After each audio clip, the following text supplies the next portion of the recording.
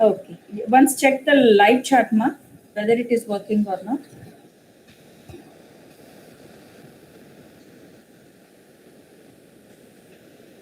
Say good morning in the live chat. We shall see.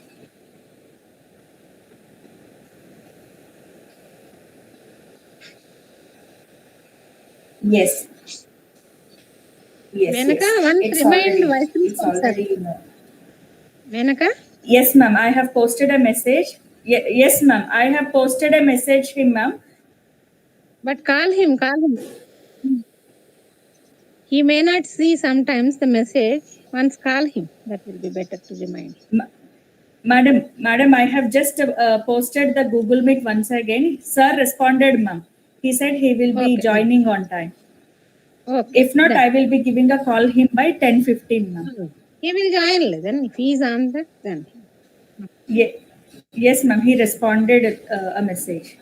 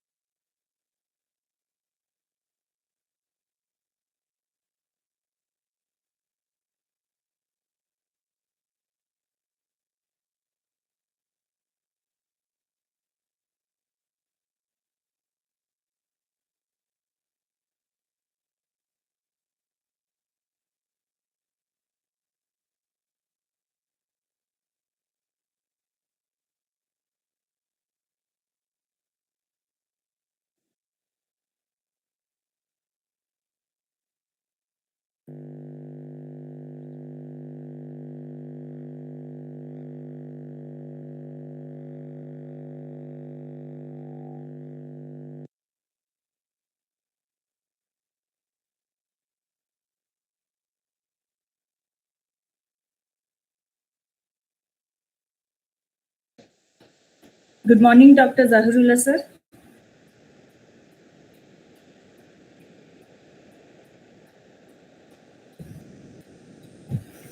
Yeah, good morning, ma'am. Sir, we shall start within 5 minutes, sir. Our Vice Principal will join in the session. Right, madam. Right. Madam, I have joined. Thank you. Sir, good morning, sir. Good morning, sir.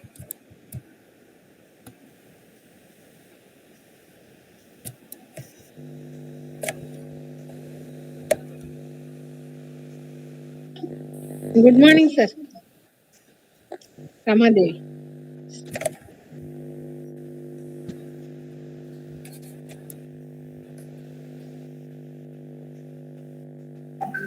Good morning, Yeah, Professor S.J. Murthy, sir. very good.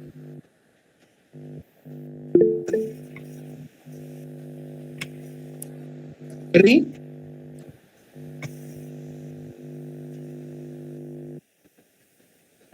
Sir, somewhere some disturbance is getting. Yeah, now it's I'm able to. clear, sir. Yes, sir. Yes.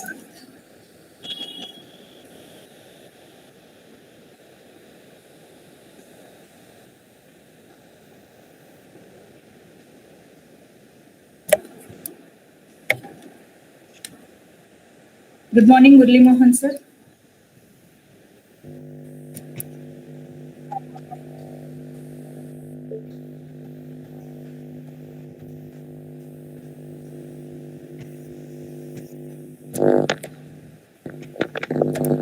I'm able to hear. Sir, shall we start, sir? How? Hello, sir. Madam, you hear me? Sir, little disturbance is happening, sir.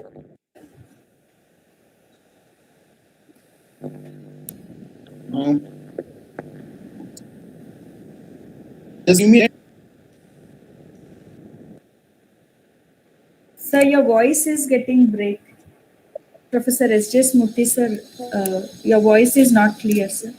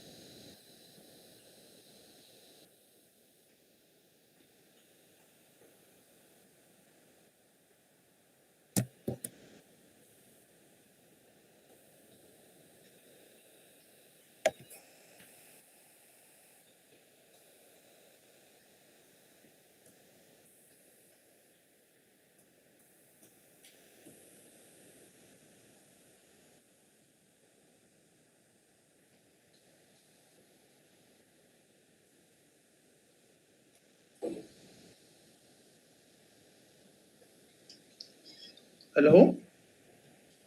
Hello, sir. Hello? Menka, Yes, are you sir. able to hear me?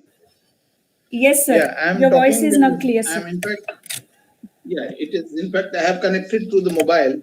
There is some glitch at the in the net level here. So Okay, sir. We can talk now. Yes, sir. Shall we start the session, sir? Yeah, please do start. Yes, sir. Thank you, sir. Pushyami, please start the session. Yes, ma'am. A very good morning to all the dignitaries, faculty members, and all the participants. My name is Pushyami from MBA first year. Firstly, I'd like to thank MVSR Institutions Innovation Council for giving me this wonderful opportunity to host a one-day national level webinar on AIC ALEAP Incubation Opportunities to Students, Faculty, and Young Entrepreneurs. Maturi Venkata Engineering College, also known as MVSR Engineering College, was established in 1981 with affiliation to Osmania University. Our college is one of the topmost private colleges in the state. Our college Institutions Innovation Council has conducted series of innovations and entrepreneurship related activities to promote creativity, innovations, and develop successful entrepreneurs contributing to the economic prosperity. As a part of it, today we are organizing the most informative and useful webinar, that is AIC ALEAP. We have incubation opportunities to students, faculty, and young entrepreneurs. I welcome all of you to the webinar. Now, it's a great honor for me to introduce our dignitaries for the inaugural.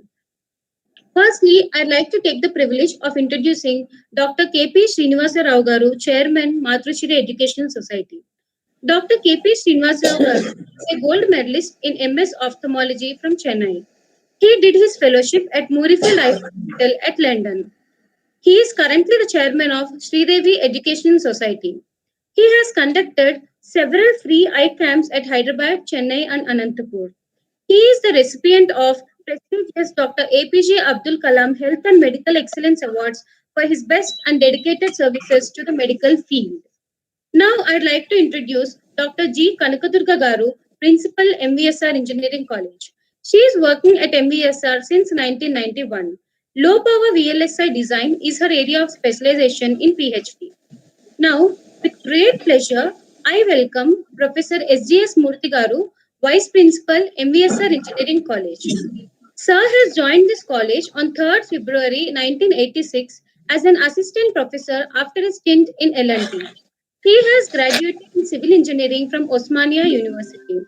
His areas of interest are structural analysis and high performance concrete. He is the construction coordinator of the college who planned and executed the present campus in Nadargul. He has secured several consultancy assignments from GHMC and Singareni collieries of the college. Apart from being the best teacher awardee, he is also on the reviewer panel of Tata McGraw-Hill, a prestigious publishing company. Professor Murthy is an accredited structural and proof consultant to GHMC Government of AP for their civil engineering works. He was heading Department of Civil Engineering during the tenure of 2006 to 2010.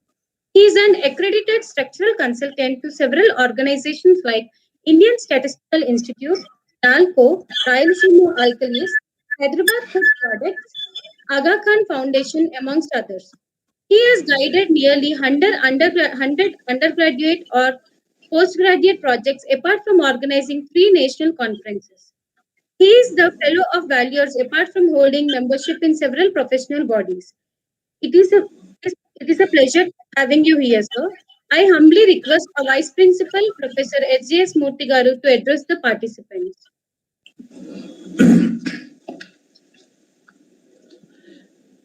A very good morning to all of you. Am I being heard? Am I audible? Yes, sir. Sir, yes, sir. Your voice is audible. It's clear. Yes. A very good morning to Dr. Zahoorullah Sahib. He is the Chief Innovation Officer of the Atal Incubation Center.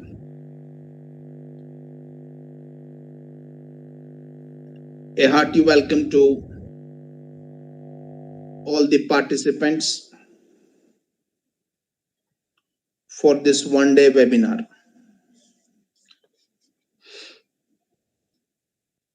This is a nice initiative by Dr. Menaka Dr. Rama Devi and her team, under the aegis of Atal Incubation Center, Association of Lady Entrepreneurs of India, and Women Entrepreneurs Hub.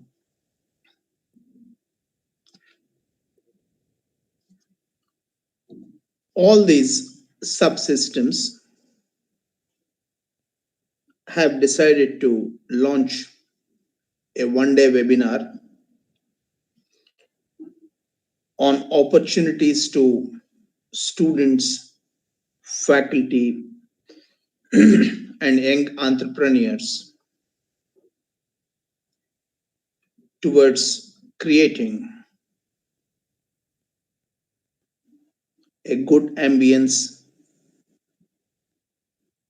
for startups and innovative projects.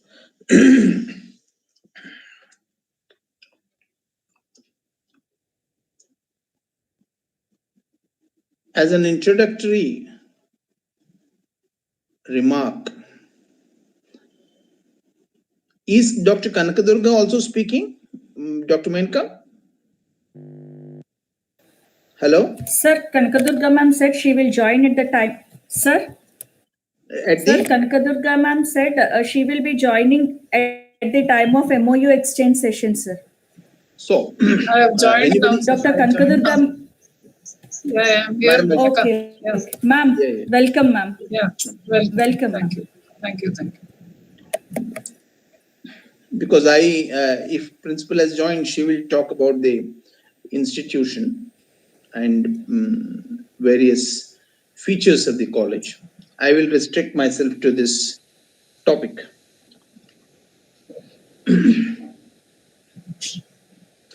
These days,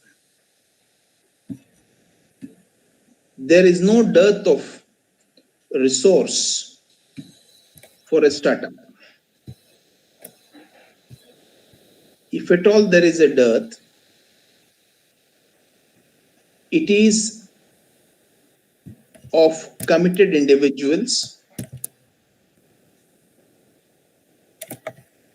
who would like to pursue this path of startups. Way back, about 50, 60 years back, or even 70 years back, when great entrepreneurs like Jamshedji Tata started Institute of Science, great institutions like business institutions like Godrej, ITC, Hindustan Lever, all these came into existence. Those were the days when few individuals with lot of resource system, lot of resource ability, instituted such enterprises which have become huge banyan trees today. They drive the economy of the country. But it took almost 6 to 7 decades for these enterprises to become what they are. If we plant such enterprises today, they will also yield fruits after 6 to 7 decades to come. But what will drive the economy in the immediate future, in the immediate foreseeable future, will be small, medium enterprises, and more specifically, startups.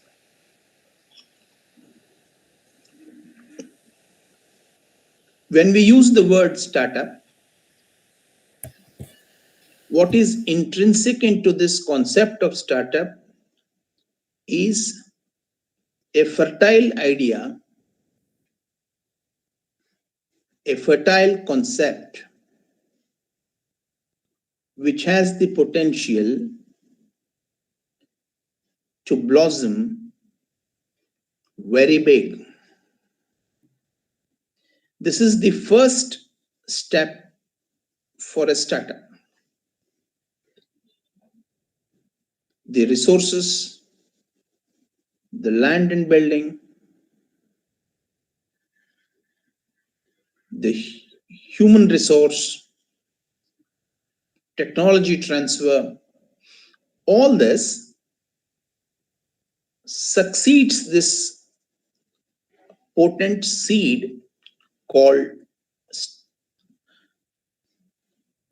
idea. These startups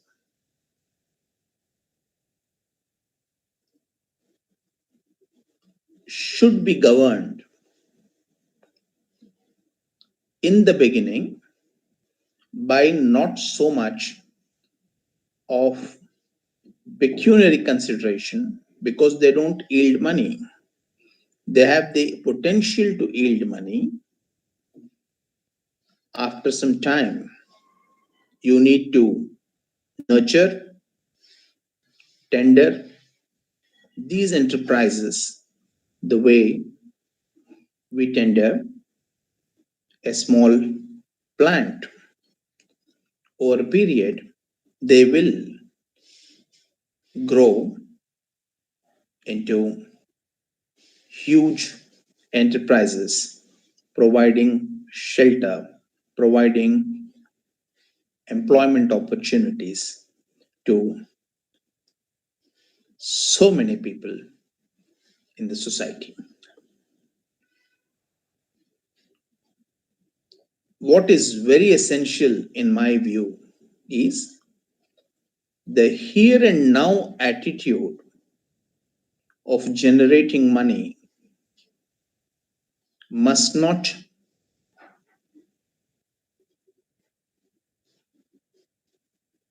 supersede, must not take over the long-term objective of an enterprise. Finances, revenue generation, money is important. It comes in course of time.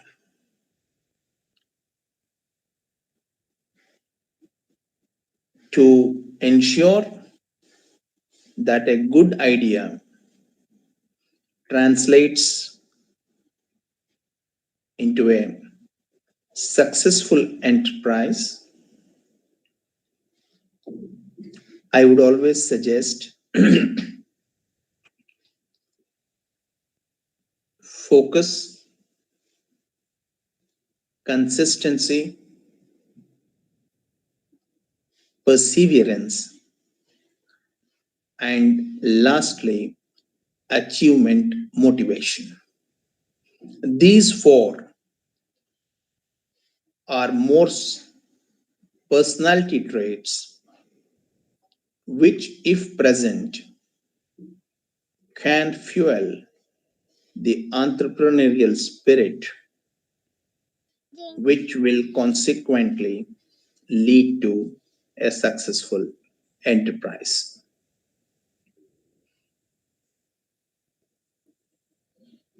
When I use the word personality trait, if it's a part of DNA, you are blessed.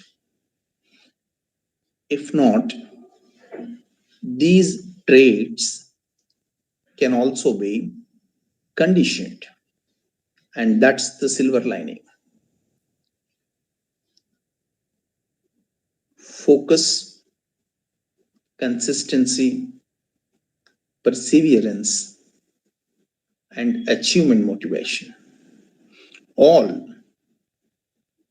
can be learned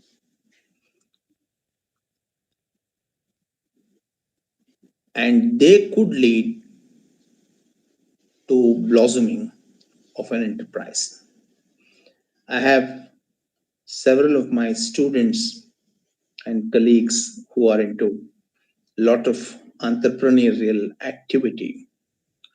In fact, this webinar, the organization of this webinar itself is a part of entrepreneurial drive because it facilitates a platform, an edifice on which enterprise can grow and sustain. Institutions like Association of Lady Entrepreneurs, Women Entrepreneur Hub, they are also inseparable wings, inseparable entities of this concept of entrepreneurship because they do a job of facilitation. They facilitate budding entrepreneurs. Entrepreneurship or entrepreneur, being an entrepreneur, does not simply mean resources and personnel. Ambience is equally important. Climate is equally important. You can't sow a seed, water, and deprive it of sunlight and still expect the tree to grow, blossom, and give fruits. Full credit to such subsystems, such institutions like Atal Incubation Center, Association of Lady Entrepreneurs of India. I am hearing this for almost nearly 2 decades. They in fact also run a stall in the exhibition each year.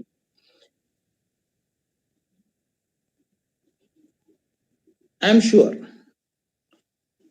the Chief Innovation Officer, Dr. Zahoorullah Sahib, would throw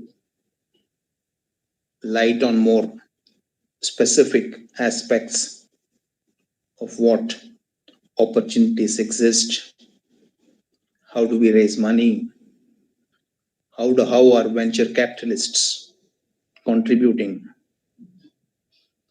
And all this has been demonstrated in the past. Institutions like Byju's, institutions like Zomato, Swiggy, all of them have come up in the last 5-6 years and they have attracted huge funding.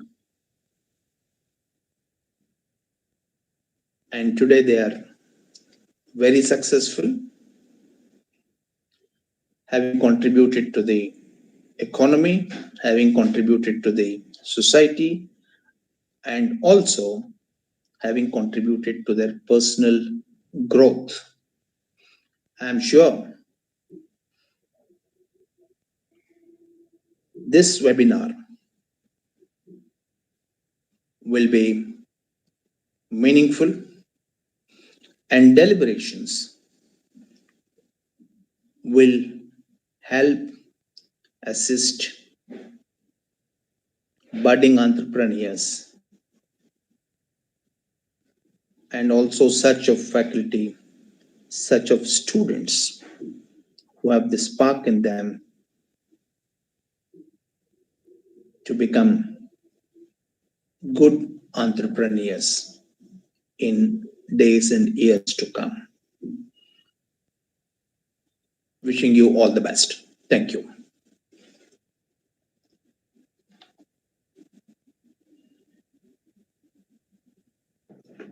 Menaka? Thank you, sir. Thank you for the And, valuable. Yeah, thank you. Thank you so much, sir. My pleasure. My pleasure. Thank you, sir, for giving such valuable information about entrepreneurship. Right? I would sincerely acknowledge the presence of Dr. G. Kanakadurga ma'am, Principal MVSR Engineering College. I humbly request ma'am to address the meet.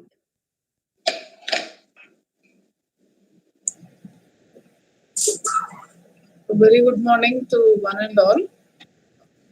A special welcome to Dr. Zahoorullah, Chief Innovations Officer, Atal Incubation Center, ALEAP. We have coordinators, convener, Mr. C.V. Gopal Krishna, Vice Principal, Mr. S.G.S. Muttigaru, coordinators, Murli Mohan Raju, advisors, Dr. Rama Devi, Dr. Menaka, Innovations Ambassador, convener, Dr. Samson, coordinators of BDC, IIC, and RDC, and participants. A very warm and hearty welcome to this wonderful initiative of one day national level webinar on opportunities to students and faculty and budding entrepreneurs and how to incubate their ideas and take it to the next level, moving on to the industry.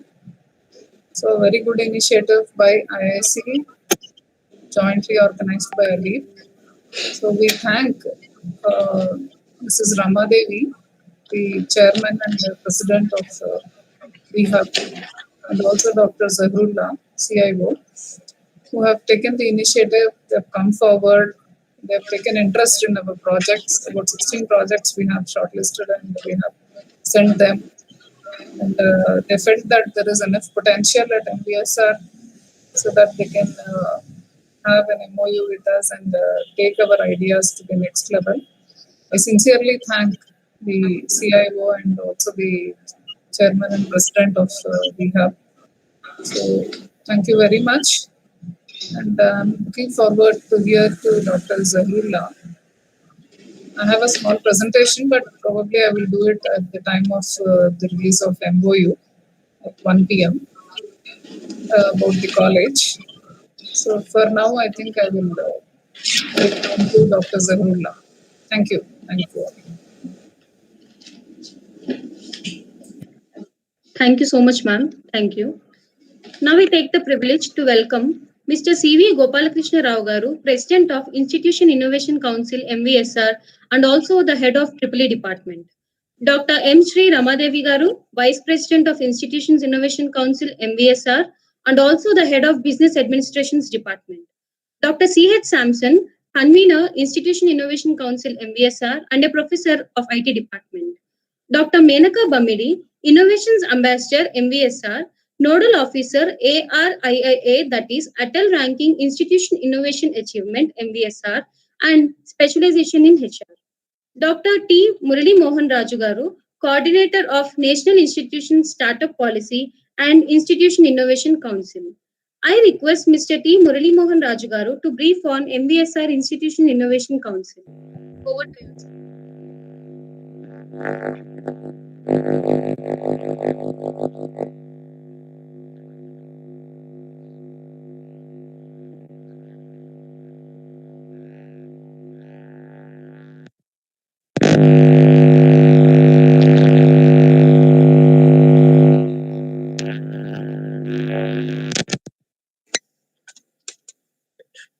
Am I audible, ma'am?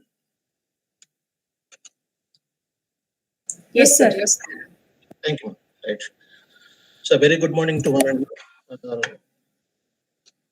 A special thanks to Dr. Zahoorullah, sir, who is the Chief Innovation Officer, ALEAP Incubation Center. Thank you very much, sir, for readily accepting our request to be a resource person for today's webinar. Thank you very much. And respected Principal, Madam, MVSR Engineering College, Dr. G. Kanakadurga Garu, Professor S.G.S. Murthy Garu, Vice Principal, MVSR Engineering College, and all dignitaries in this webinar. Very good morning to all of you. And today I take the privilege of briefing upon the AIC cell of MVSR Engineering College. Institution Innovation Council cell at MVS Engineering College has been established in the year 2018. Since then, we are effectively working towards establishing an effective environment in the campus towards encouraging the startups and enterprises. The vision of IIC is to be the center of excellence for innovation development. So at IIC and MVSR Engineering College, our vision is to be recognized as the premier innovation center by fostering a vibrant ecosystem for creating and developing enterprises. Our mission is to promote creativity, innovations, and develop successful enterprises and startups contributing to economic prosperity. IIC conducts various enterprise-related activities and organizes hackathons, idea competitions, and different activities to encourage the startup and enterprise aspirants. And we also have 4 other effective cells, that is Research and Development Cell, headed by Dr. Madhavi, Head of the Department Mechanical Engineering. And we have Industry Institute Interaction Cell, led by Dr. Sandhya Garu, Associate Professor in the Department of Computer Science Engineering. We have EDC Cell, Entrepreneurship Development Cell, headed by Dr. Ramadevi Garu, who is the Head of Business Management Development Department. And we have Intellectual Property Rights, IPR Cell, led by Dr. Akhil Khare, who is Associate Professor in the Department of Computer Science Engineering. And also we have other strong student chapters. We have Institute of Engineers India Students Chapter, we have IEEE Student Chapter, and also we have Computer Society of India Students Chapter, who associate with IIC in executing all the activities related to innovations and enterprises. So we have a strong team at our organization and core team members at our institute who occupies at different capacities. Not only the internal team, but we also have a strong external team who are the experts from outside industries. So in order to have the exposure and awareness regarding the industrial atmosphere and enterprise promotions and startup promotions atmosphere outside, so we are also associated with different industries, and they are also the core part of the core team of IIC. And I take this opportunity to thank Dr. Zahoorullah and Dr. Ramadevi Garu, who is the CEO of ALEAP India Limited, and for giving us an opportunity to associate with them, and for your extending your support in executing these activities at our campus. Thank you very much, sir, and I thank for giving me this opportunity to brief upon IIC. Thank you very much.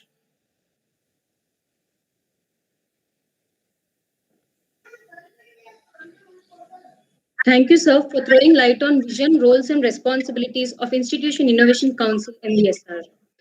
I sincerely thank management, especially Principal Ma'am and Vice Principal Sir. We are extremely grateful for you people for gracing this inaugural. I'd like to sincerely thank Principal Ma'am for her constant support and encouragement. I thank EDC and IIC team for having great coordination and support for organizing this informative and most helpful webinar on incubation opportunities, on one-day webinar on incubation opportunities. Finally, I'd like to thank and congratulate all the participants. Now it's time to start our technical session.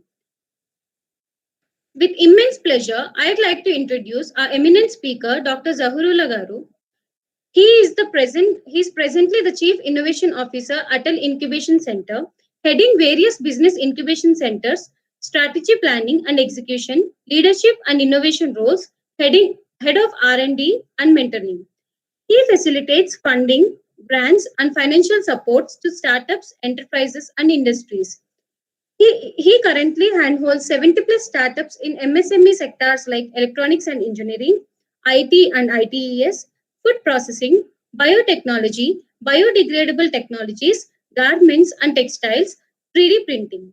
He has completed his PhD in engineering biotechnology from JNTU, Hyderabad.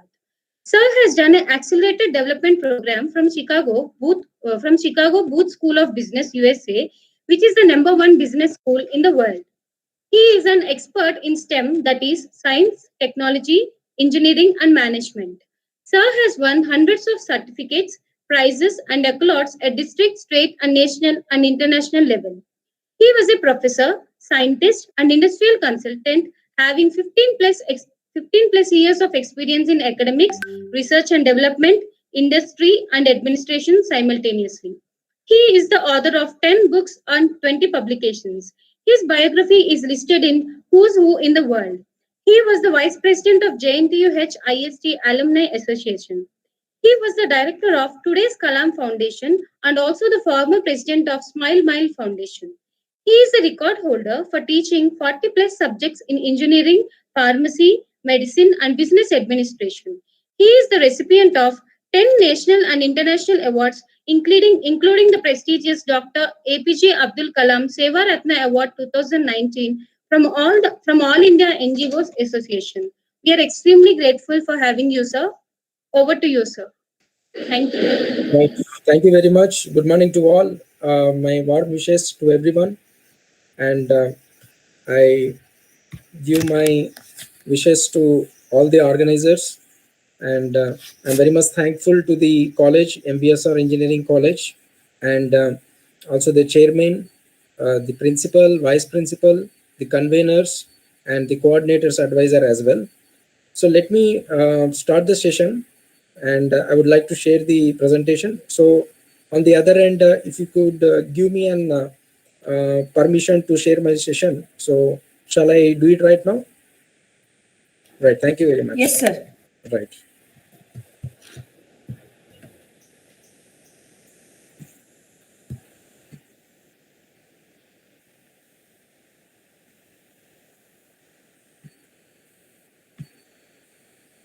So I hope that my screen is visible, right? Hello. Yes, sir. Yes, It's sir. visible. Yes, sir. Visible, sir. Thank you. Visible. Okay. Yes, sir. Yes. Right. Thank you very much.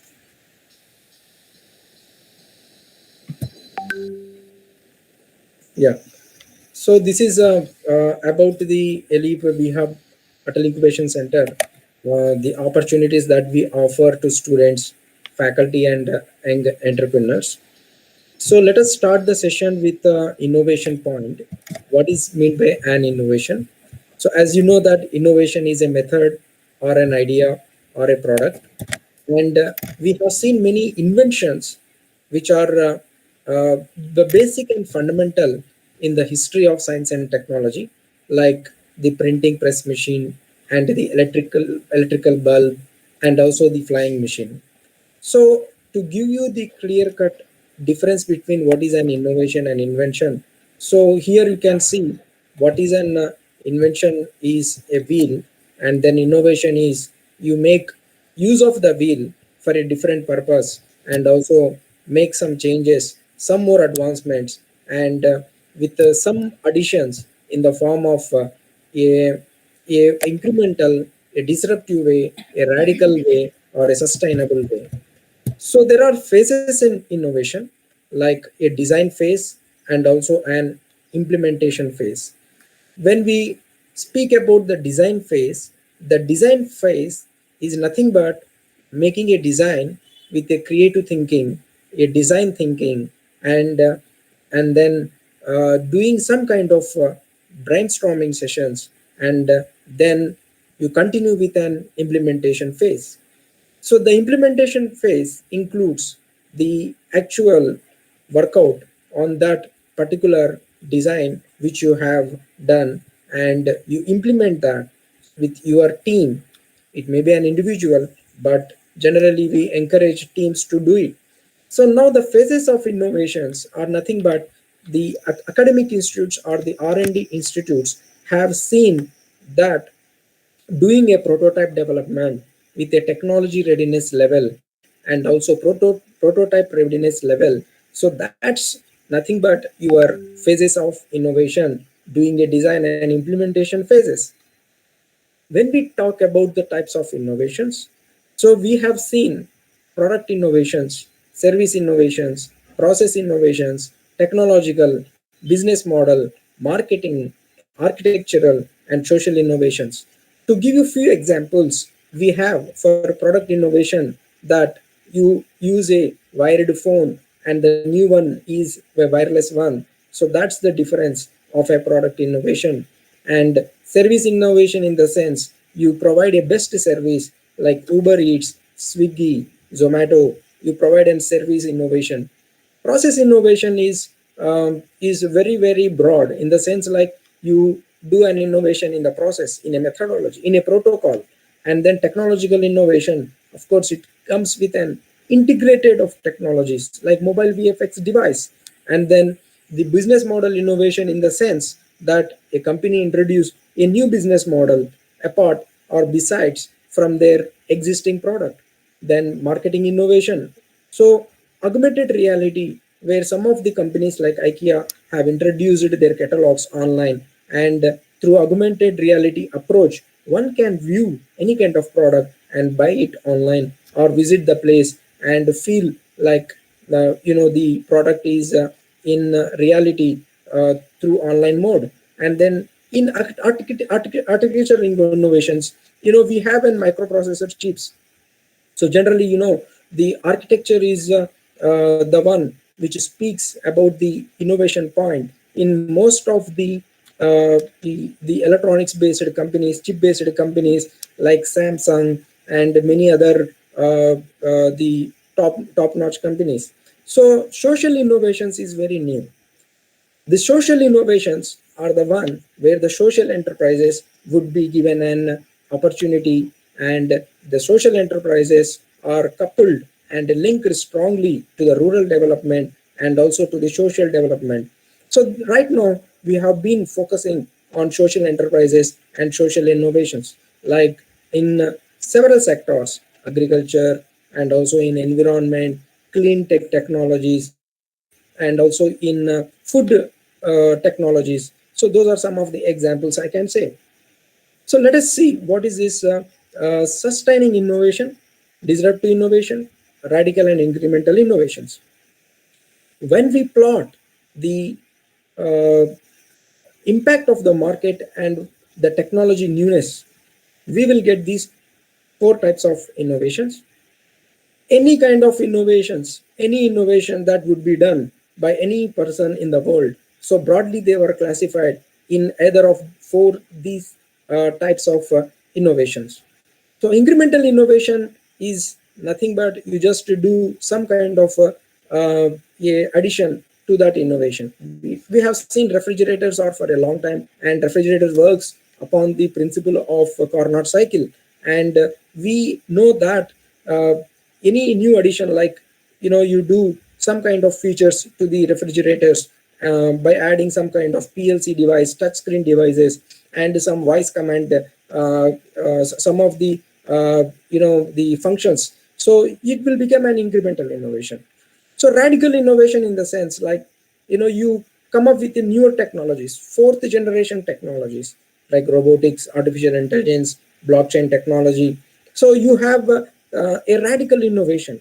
So the best example comes for the radical innovation is that you use any kind of technologies into any product and it best suits. And of course, like disruptive innovation, we have Tesla car. So Tesla car is also a best example for radical and disruptive innovation because the car completely operates on electric mode instead of a conventional fuel.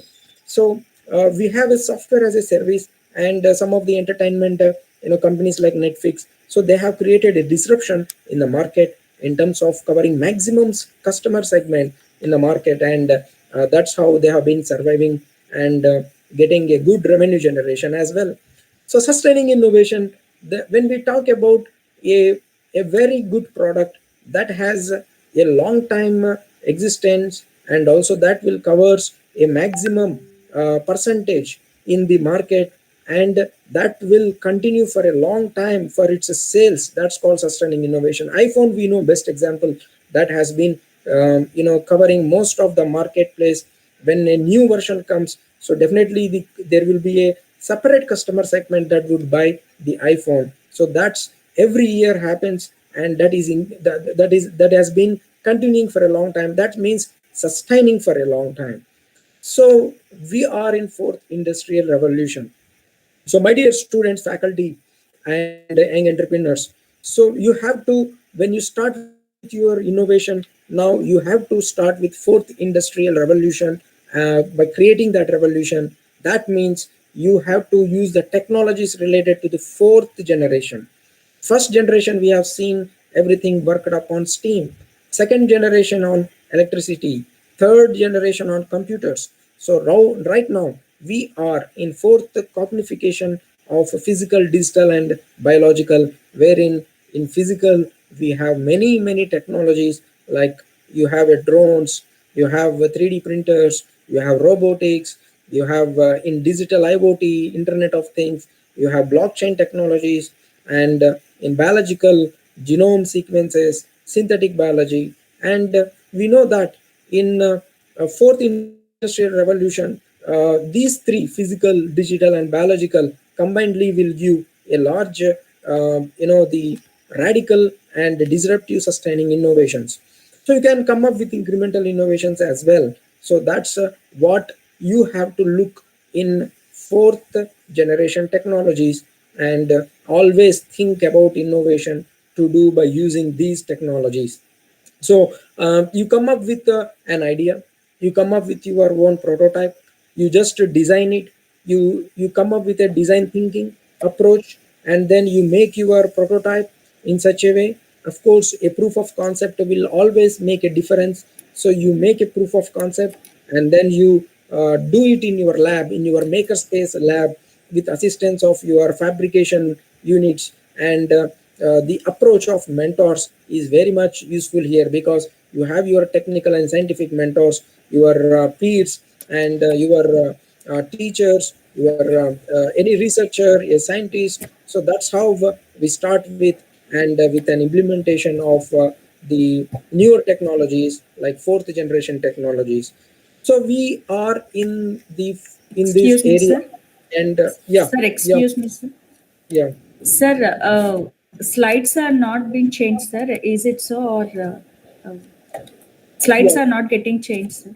Okay, I'm just changing, but where did I stop? What is visible to you at your end? The very first slide, sir.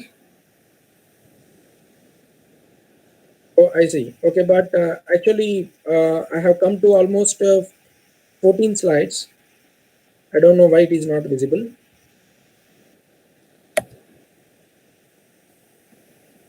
So, is it visible right now?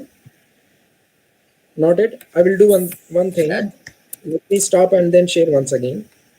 There will be Yes, some sir. kind of problem. Yeah, right. Thank you for informing that. So,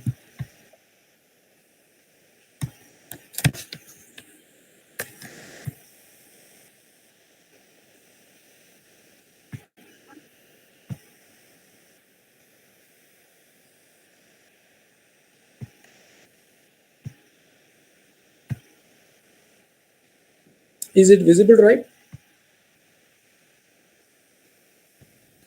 Now it is visible, sir.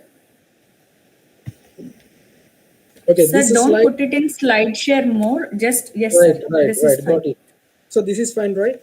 So is it visible right Yes, now? sir. Third slide, fine. Yes, sir. So just I want to have a quick review once again, because of not having a proper slides visibility. So let me show you just in a review. So this is what I've been talking about the innovations, and especially the innovation, the invention point. How we have started with the printing press and the bulbs and the flying machines, and the innovation and invention point, where the clear difference what is an innovation and invention is, and the phases of innovation, where the design phase and implementation phase have come, and then the types of innovation, where the product innovation, service innovation, process innovation, technological, business, marketing, and architectural, and social innovations. Then I have spoken about the differences. The when we plot about the impact on the market and technology newness. So how we have got these four types of innovation: sustaining, disruptive, incremental, and radical. Then fourth, the industrial revolution, in the sense the first, second, third, and then the fourth one with the physical, digital, and biological, showing an impact on the economy, and also on the business, on the national development, on the societal development, and of course the individual development as well. So that's how the industrial revolution have been created, and we are in the 4th generation as of now. So this is what the review of just what have been spoken, and let us move ahead. Is it visible right now? Is it okay? Everything is fine? Yes, sir. Yes, Right. sir. Now Thank it's you very fine. much. Yeah. So when we speak about the startup innovations in manufacturing sector, so that's where you have to think. First, you have to know what is a manufacturing sector, which manufacturing sector covers maximum percentage in our Indian economy and also contributes a major percentage in the GDP as well. So manufacturing sector and service sector both constitutes into the MSME, which is called micro, small and medium enterprises. So there are several areas, like you have a raw material procurement, and you have an raw material, where you can do the innovation in that part, and also the process, the general process of manufacturing or a service industry as well, and a machinery. Yes, of course, the machinery, the manufacturing of machineries for any kind of purpose. Like you have a machinery for food sector, you have a machinery for electronic sector. So there should be a manufacturing unit for the manufacturing of that particular machinery to manufacture another product, a finished product or a processed product. So that's where we have to develop our country, and the machinery manufacturing units have to come up in boom in India. And also there is a large gap, and we have to fill up that, because we have to stop the major imports from different countries like China, South Korea, Taiwan, and some of the developed countries like USA, European countries. And we have to depend we have to depend upon our innovators, but not on other countries, and we have to make our own. That's how you can meet up with Atmanirbhar Bharat, and also the manufacturing sector can be supported well in that manner. So we are looking for innovators who will come up in this sector and take up an entrepreneurship and become a startup with an innovation. So you have a production departments, you have a technologies, you have engineering support, you have another complete area called transport and supply chain, which is a major one and contributes a major difference in the Indian economy as well. So you can think about innovations in providing a good service in terms of transport, in terms of supply chain, and the supply chain management. And of course, the packaging, yes, the packaging is another area which shares about 16%. And right now we have been doing packaging through several methods, and most of it have been covered with the plastic industry, where plastic-based products have been used in packaging industry. So I was just talking about the MSME sector, which means micro, small, and medium enterprises. So the micro enterprises are nothing but the one with investment of less than 1 crore in a manufacturing sector, and in a service sector, the turnover will goes less than into 5 crores. Then in a small enterprises, the investment goes less than 10 crores, and in services less than 50 crores. Similarly, the medium enterprises, which includes the investment of less than 20 crores and then turnover of less than 100 crores.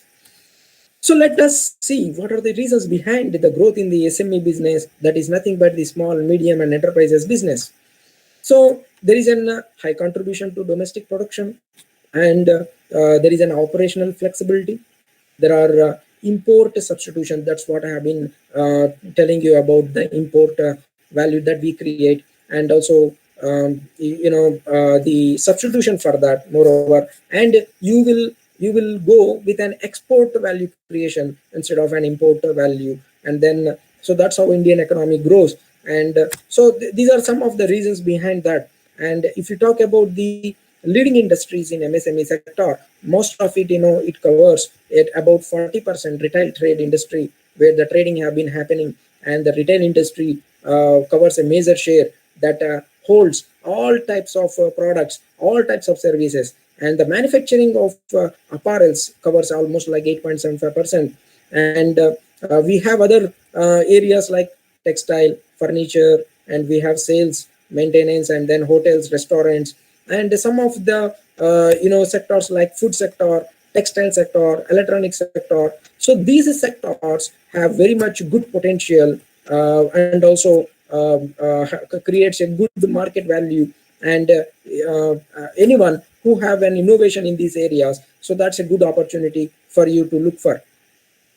So now most of you have come up with an electronics background, and most of the manufacturing sector includes the electronics and IT/ITES sector. So that's why I have shared these slides, to speak some of the innovations in electronics in IT and IT sector. So if we talk about the electronic sector and IT sector, so most of the technologies that come up is with the Bluetooth, low energy, and Bluetooth mesh technologies. Embedded systems, yes, embedded systems, we have been observing the adaptation of these systems for a long time in many of the machineries like washing machines, ATM machines, and most of the machines includes this kind of embedded system technology. So nanoelectronics is well known to everybody. So right now most of the advancements have been happened with the newest innovations and inventions. Renewable technologies and edge computing, PCB designs, RFID and NFCs, near field communications, and biometric fingerprint technologies, fiber optic technologies, digital signal processing, image processing, VLSI, microprocessors, radar systems, satellite systems, optical communications, wireless communications, cellular mobile communications, microwave, television, biomedical, bioelectronics. These are all the best areas where you can look for innovations and come up with very best technologies. So just to check, is it visible? The slides are visible, right? Yes, Right. sir. Thank you very much. Yes, sir. Visible. Visible, So sir. let me move forward. So when we talk about the Bluetooth mesh technologies, which have been very popular nowadays, and most of the mobile communications depends upon the Bluetooth mesh technology for the industrial IoT Internet of Things. So now we are in this technology arena where the mobile communications and networking have been in very advanced, and creating very great, some of the miracles, I can say, with these technologies happening right now, where the cloud computing is taking a maximum, the functionalities, and then the wireless technologies. You can see here how it works through a cloud computing, and then the networking with the devices, and then the mesh technologies connected to the Bluetooth, that's an electromagnetic radiation, and moreover an infrared rays. So that's how we connect, and then monitor several kinds of parameters like humidity, temperature, IR, carbon dioxide, and any kind of sensors and actuators that you can able to monitor and utilize for any kind of function and for any kind of purpose as well. So embedded systems we have been looking and know very well for a long time, and where it started actually with a common database with with a MySQL server, which is structured query language, as you know, and developing that software and connecting to a gateway concentrator, and you can do any kind of monitoring, and also any kind of changes, any kind of functions can be created. Like in here, a water consumption sensor was made, and it can be used for a better purpose, and innovations can come up by using such kind of different sensors. And nowadays we know that using sensors will make a more addition, and of course it's an incremental innovation that one have to remember, that using a sensors, different sensors for any electronic device will make you an incremental innovation. So nanoelectronics and bioelectronics, in the sense, you take any kind of sample. Nowadays you are well versed with the collection of a sample for coronavirus through a buccal cavity, and taking that sample element into a mixture again, and then putting that into the onto the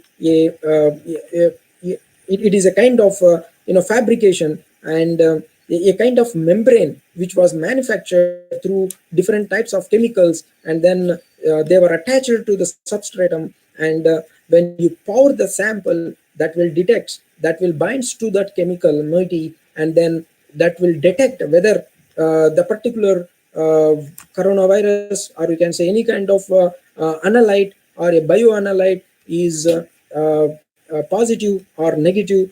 So that's how we see through a signal in the display that will be amplified through a transducer, and then you can come up with a result saying that it is a positive or negative one. So this is what how the nanoelectronics and bioelectronics have changed the area, and most of the innovations have come up. And right now we are developing newest technologies, and including the solar technologies. If you see here, we have the very old principle, just like the first almost I can say we are with the incremental innovation that starts with an PN junction diode, and how the electrons and holes moves, creating a correct electric current. And the panel PVC, which is a photovoltaic cell, this is the basic principle. And now we have come up with a very thin photovoltaic cells, even that can be foldable. And this all happened because of the smart technologies, and also smartest the technologies have boomed up for in the recent times. And we have seen how in LED and LCDs and the very thin the electronic components have been developed, making them into a plasma stage, and completely feel and touch. And that's how the nanoelectronics and the solar technologies nowadays are into. So when we speak about some of the innovations in electronic sector that can happen with a few of the technologies like artificial intelligence, blockchain, machine learning, and so on, I just have already spoken about that. So let us see how with some of the examples, like the blockchain technology. So the best example for academic institutes, how we can use a blockchain technology. You can see here the MIT, Massachusetts Institute of Technology, Massachusetts, USA. So they have come up with the technology by using the cryptocurrency, and they have developed this kind of system of detecting the authentication of any certificate, academic certificate, your degree certificate, your BTech and MTech, or any kind of certificate, where we keep a chip and then connect it to the database of the blockchains. These are all the blocks which are having a particular software, a program, which are called an hashtags. The hashtags are created, and then they are identified through a different keys, and then keys are designated to that particular database, and that gives the authenticity for that particular certificate chip. When we detect that chip, the chip directly gives the authenticity and generates the information of the student, of any kind of person or a candidate, and speaks that it is a authenticated and not at all a tampered one. So tamper proof and very genuine certificate. So that's how you get the confirmation through blockchain technology, and there is no any point of virus, there is no any point of tampering or any kind of malfunction that would be done through this technology, or one can come up with a completely a seamless feature. So that's how the blockchain technology is in one sector, one application I'm giving, but it has a very many applications in different sectors and different functions. So drones, yes, now you students have been observing how drones are being creating in flight modes, and then how we have seen many of the drones coming up with different functions and all. So these are the basic components that will have a camera, a propeller, and a basic body, a flight control boards, and some of the video transmitters, receivers, and then antennas and batteries, connectors, motors. So that's how you build up your drone and use it for different purpose. Either you use it in for agriculture applications, whether you use it in some of the internet technology applications, whether you use it for medical purpose, whether you use it for any service sector, delivering food. And that's how you have been, now things have been changing, and people are looking for that. And then so in any kind of problem statement, you can come up with a particular solution with these drones, and they are very much used in space, in defense, and in armies, and so whatnot. You have many applications that you can do. So one example I would like to quote here, using RFID and NFC readers. Like you have an RFID chip, RFID antenna, and then NFC reader. you put anything, any kind of product in a supermarket in this card, the card automatically detects the number of items which are put in here, and then it can be directly connected to the payment way section, and automatically the payment would be done through your mobile phone, and just you have to pass on this cart to your vehicle place and unload all your products, and then pack them and then unload it, and you just move on. So that's how the technology has been come up, and so most of it is in patenting right now. So some of our startups are also working on that. Yes, I would like to speak about some of the innovations in the COVID areas. Like you have the areas of PPE kits, personal protective equipment, critical care equipment like ventilators, testing kits, large area sanitations, and IT solutions like geofencing. You just put up a restriction to a particular area, a large area like geofencing, you fence it. So that's how, and then tracking. You can develop such kind of tracking devices. You can come up with several type of tracking devices with which has an IoT based, which works on GPS technologies and on satellite technology, satellite communications, so on networking. So that's how even you can do crowd management with that. So this is what is required right now, because you have the prevalence of the disease and very much pandemic, and so that's how you have to restrict the mobilization of the people, and you can come up with such kind of technologies.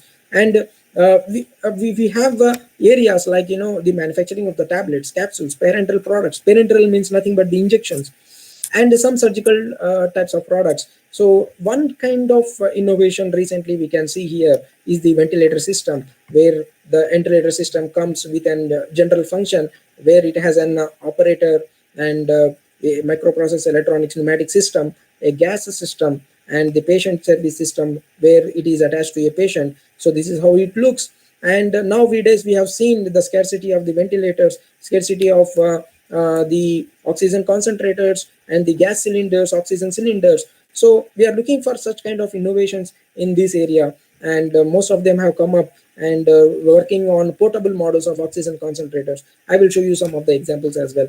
And here the mask, of course, which is approved by the NIOSH, where the N95 mask is very much popular. You have infiltrations of a very less, like almost like 0.5 micron size, because we do have an most of the microbes and viruses comes at that micron level size, 0.05 microns. But coronavirus is more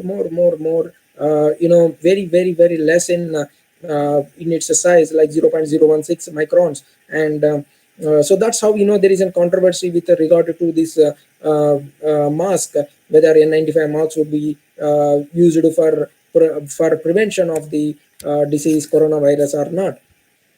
So we are looking for such kind of innovations as well. And diagnostic kits, PCR, is the best one, and it has been I can say have helped the humanity as of now in this 2020-2021 pandemic. And the all the appreciation should goes to the innovator by name Carey Mullis. In the year 1983, he happened to invent this PCR, polymerase chain reaction, and the subsequently the RT-PCR developed, which is a reverse transcriptase PCR. And here generally we take the sample which has an RNA or DNA. If it is an RNA, we convert that into DNA, and the DNA is being amplified by using Taq polymerase enzyme, and also adding some primers and probes, and then making the amplification of the DNA and detecting it whether it is present or not by using the PCR machine, which is a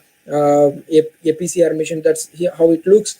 So we have two important categories here, probes and primers, which has to be done with innovation. So this is how the PCR works.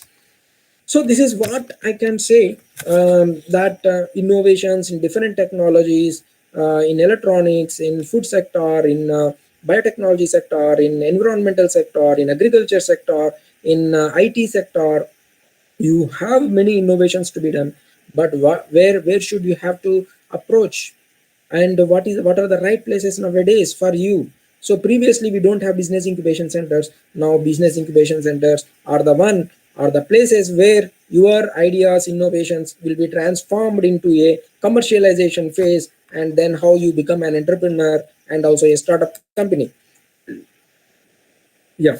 So now, what is an incubator? It's a business incubator. Like that is a general platform for any kind of entrepreneur or startup to transform their, the ideas into a business. So accelerators are nothing but the incubators as well. The difference is that they provide you the funding, a very good connect to the marketplace, and also a good networking opportunities. So startup, what is a startup? The startup is nothing but a startup company should have an eligibility, particular eligibility of innovation, and then it should be a private limited LLP or partnership company. It should have less than 100 crores turnover, and it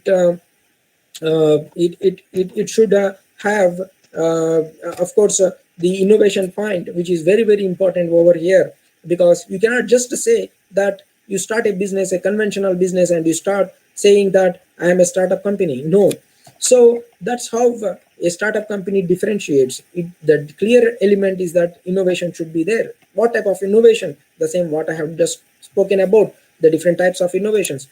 So as per even the startup India definition DPID, that speaks about the same, like, it should have innovation, it should be below 100 crores turnover, it should be a registered company. So most of the countries now are equipped with the incubation centers. Almost all countries, developed countries, and India, of course, Indian incubation system have evolved recently for the last, for the last decade. And in the world, we have most of the incubation centers like Y Combinator being the top in the world, and Beta Works, and even the Amplify. So Seed Camp, these are the best incubators. And at the end, what you get, what kind of benefit do we get through these startups? So it's nothing but the employment generation. So you contribute to the employment generation instead of becoming an employee. So you will become an entrepreneur of generating the employment and creating a good economy and the growth of the country as well. So what are the services of an incubation center, if you speak? So the incubation centers provides all kinds of access. It may be the business infrastructure, financing, and knowledge session access, and programs, and giving you the market connects, branding, and whatnot. So it gives every kind of services to that startup company who are having innovation. So I have been mentioning about the incubation centers in India. So where there are more than 200 right now, and Atal incubation centers are the one which are prestigious by Niti Aayog Government of India, and about 7,000 startups have been supported, and that's going to be the 20,000 startups in the next 2 years in India. And of course, the unicorns means nothing but the startups which has reached $1 billion US valuation.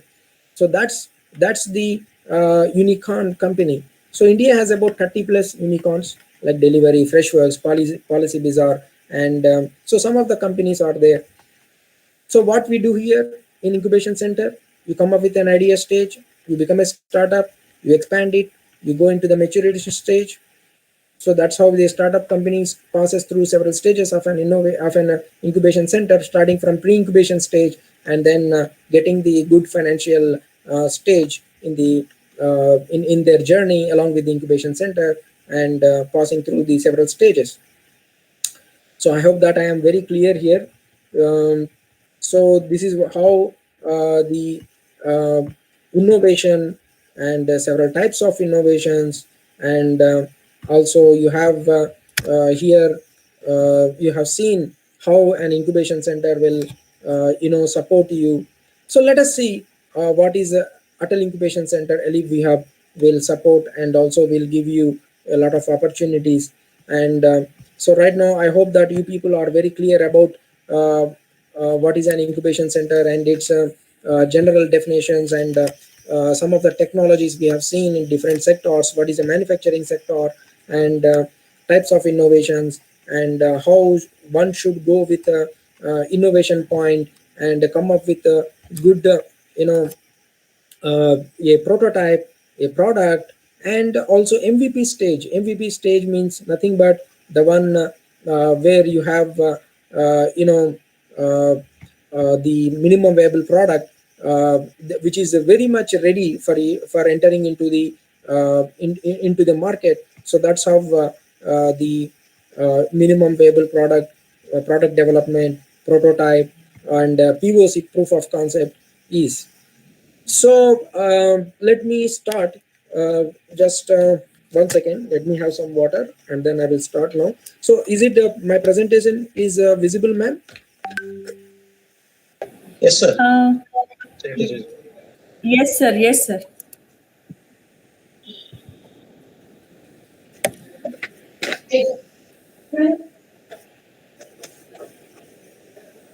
Yeah. Thank you very much. So let us see what is an Atal Incubation Center ALEAP Hub. So we are here introducing a very new manufacturing sector incubation center for the first time in India, and this is how we have developed. So through this presentation, you will come to know it's a multi-sector incubation center, we say, because we have been focusing Sir, on different excuse sectors. me, sir. Yes, ma'am. Excuse me, sir. Yes, ma'am. Sir, Yes. presentation is not. Sir, your presentation is Okay. not seen on the screen, sir. Right. Just a second.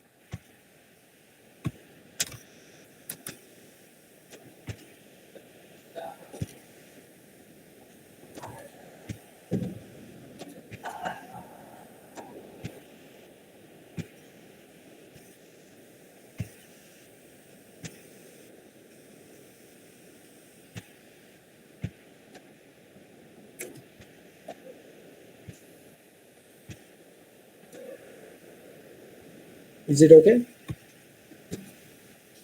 Hello. Yeah, Sir, okay, sir. yes. Right. Let me start. Yeah.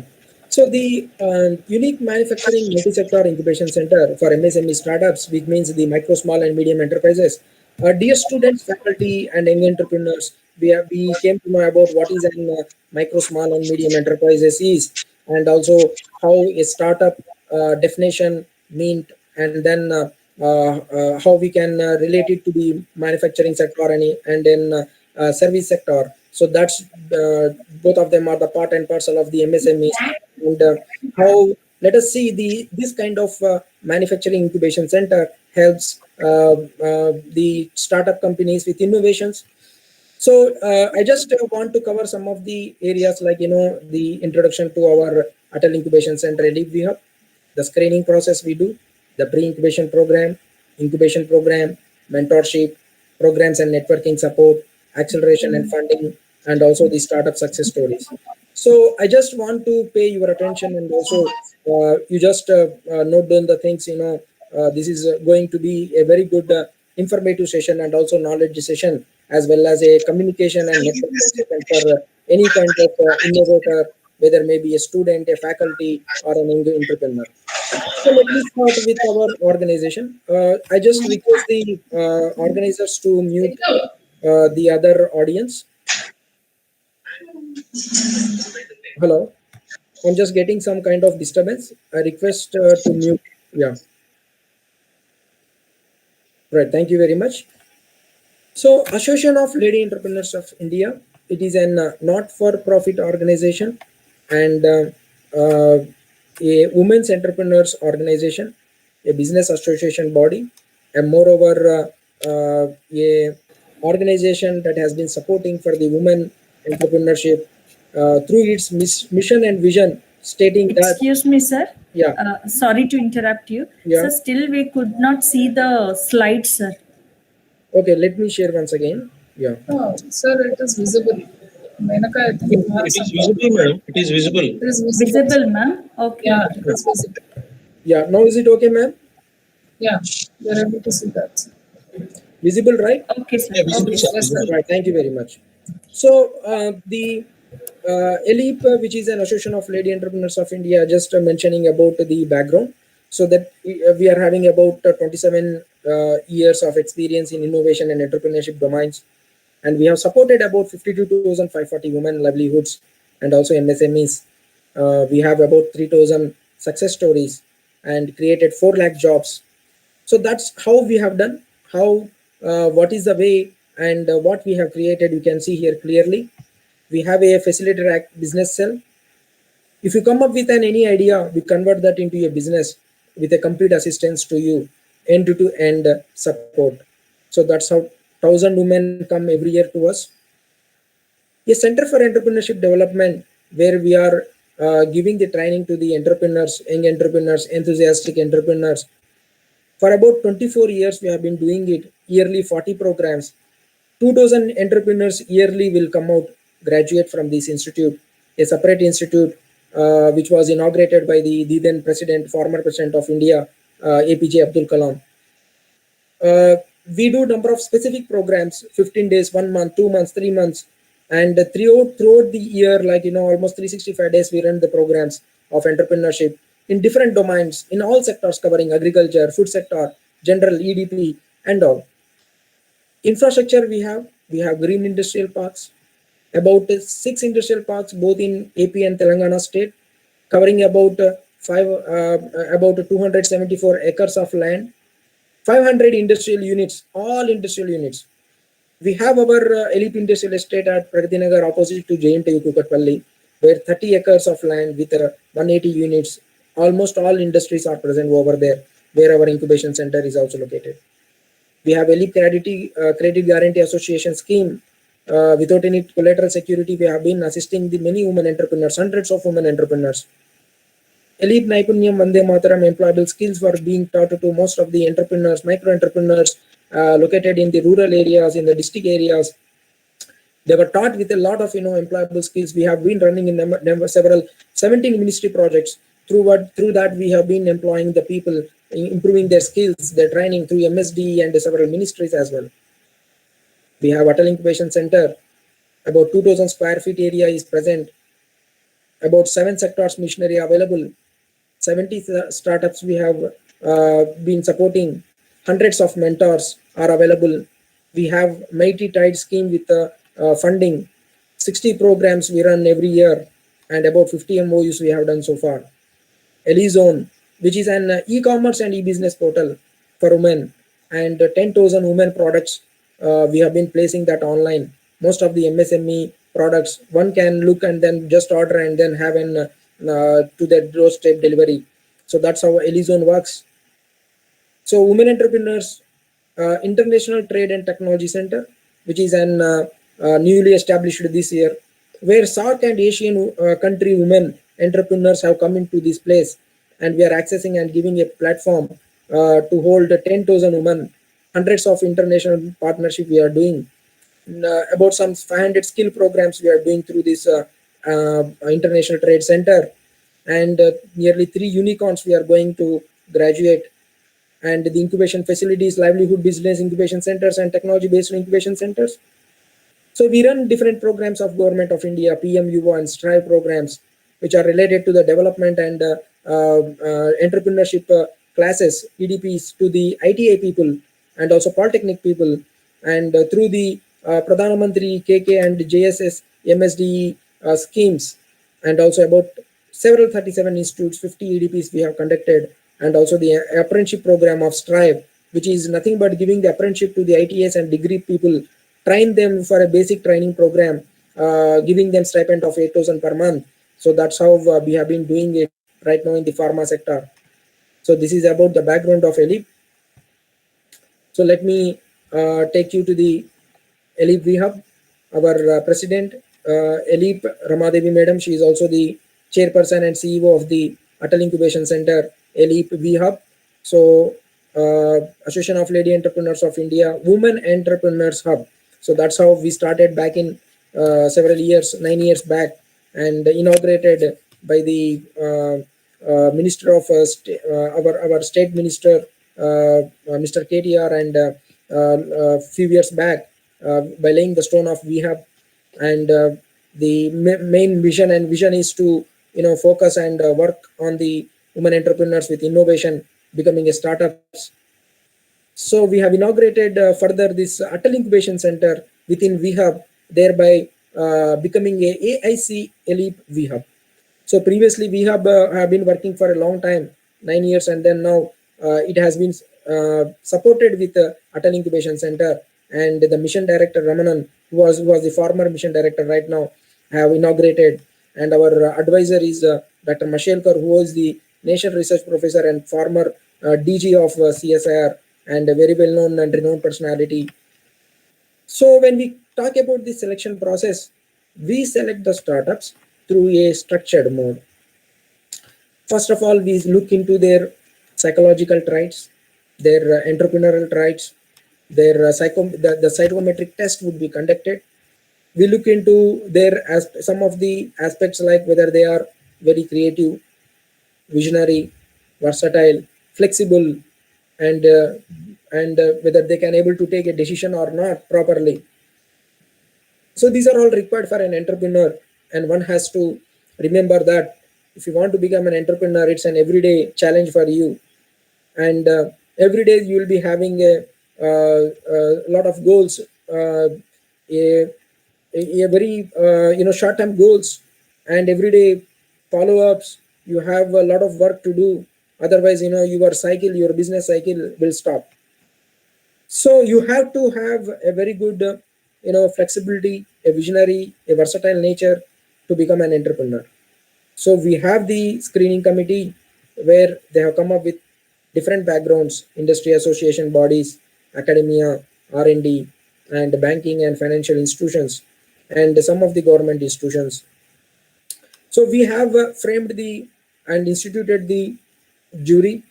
Then they sit together, they evaluate the proposals from the innovators, and they evaluate through a proper structured evaluation criteria that includes the business plan, the innovation criteria, that should include the USP, unique selling point, that should include the market segment which it covers, to which it addresses, and also the revenue generation and ROI, return on investments, whether it is invested, then what happens. The main point comes is in with the business model and revenue model. The business model and revenue models are very important. That's how we check. So that's how the innovation is coupled with, integrated with these two, business model and revenue model. Then we select the startup by giving a particular marks. So that's how the evaluation would be done. So it is very much straight away, and we are relating it directly to the eligibility of a startup definition as per given by the DPIT Government of India. I have already covered. We give maximum quota to the women, 75%, and 25% to the men also. Even though when men are taken into our incubation center, they should be covering a maximum shareholding of 51% in their companies to women. That's how we are the women entrepreneurs, and also women-led entrepreneurs, women-led startups. And so of course right now we have been balancing it, so there is no any particular compulsion, so we are giving almost good opportunities to men as well. And so you just step into us, and you have to give your summary of innovation and discuss with us with your POC, prototype, or whatever the stage you are in. And even the early stage companies, registered companies, or even the growth stage companies. So you can come and approach us where we support you with incubation and acceleration support.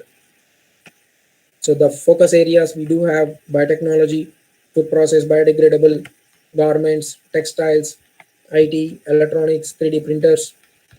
We say that we are sector agnostic in the sense that we take innovations from any sector, but we have certain areas where we provide missionary access. That's why we have mentioned these 7 sectors over here. So we have about 45 startups, about 25 startups in pre-incubation stage, and the total tenure is for 12 months. So when we speak about the pre-incubation, incubation, and acceleration programs, so you have to know what exactly they are, what an incubation center will provide you. So let us start with the R&D facilitation. Yes, we have an incubation center with facilities of R&D in the areas which I have just mentioned, and we have tie-ups with most of the R&D, CSIR, ICAR, ICMR, and some of the national premier R&D institutes. We have about 500 R&D institutes in India, as you people know, and out of which we have some MOUs with NIFTEM, CFTRI, BARAC, ICRISAT, REACH, IMR, NRDC, IFPT, and so on. And we can give you an access for prototyping, for developing your product. So that's how we can able to help you out. Then we have mentoring, where we have industry experts, and we have business experts, and we do a lot of programs, training programs, through which our mentors would be engaged. So that's how you get the connection with the mentors, and you will get a complete support from the mentors. So we have a facilitation to the funding, whether it may be government schemes, grants, banking loans, venture capitalist fund, and angel networks as well. Then the market and business connects. We have the corporate partnerships. We have been facilitating startups too for branding and packaging, and the business advisory support services. We do the company registrations, compliance certifications. Very, very important is business plan and DPR.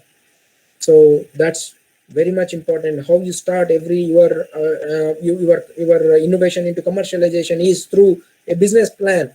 So my dear students, faculty, and entrepreneurs, you have to start with always a very good business plan about your venture, and that's how you can become a successful and comes to a clarity, and you can further move on. So that's what and even we have the IPR and TT cell. Through that, we provide you access to the patents, doing the patent registrations, and also trademarks, geographical indications, copyrights. So that's how we support you. A technology transfer cell, like we do have an NRDC technology transfer franchise, and we have access to the database of all the technology transfers of Government of India, and we provide the facilitation to everybody into that. So the infrastructure that covers all the co-working space, all the facilities, and then machinery, lab equipment, etc. So here we have the pre-incubation program. The pre-incubation program, this is how we start. First, right now we are open with this pre-incubation program. I just announce and invite you all people to apply for this program. Dear students, faculty, and young entrepreneurs, if you have any kind of innovation in any sector, you just apply for this program, which is a 6-month program. We give a very good access within the 6 months to these workshop seminars, access to mentorship. We have the mentors, 100 mentors, and we give you connection to some of the funding and grants support. We have hundreds of grants available from the ministries, from different agencies, government agencies, and that's how we access it and give connections to the startups. Right now we are the Tide 2.20 center, which is an Ministry of Electronics and Information Technology, and we provide grant support to the startups.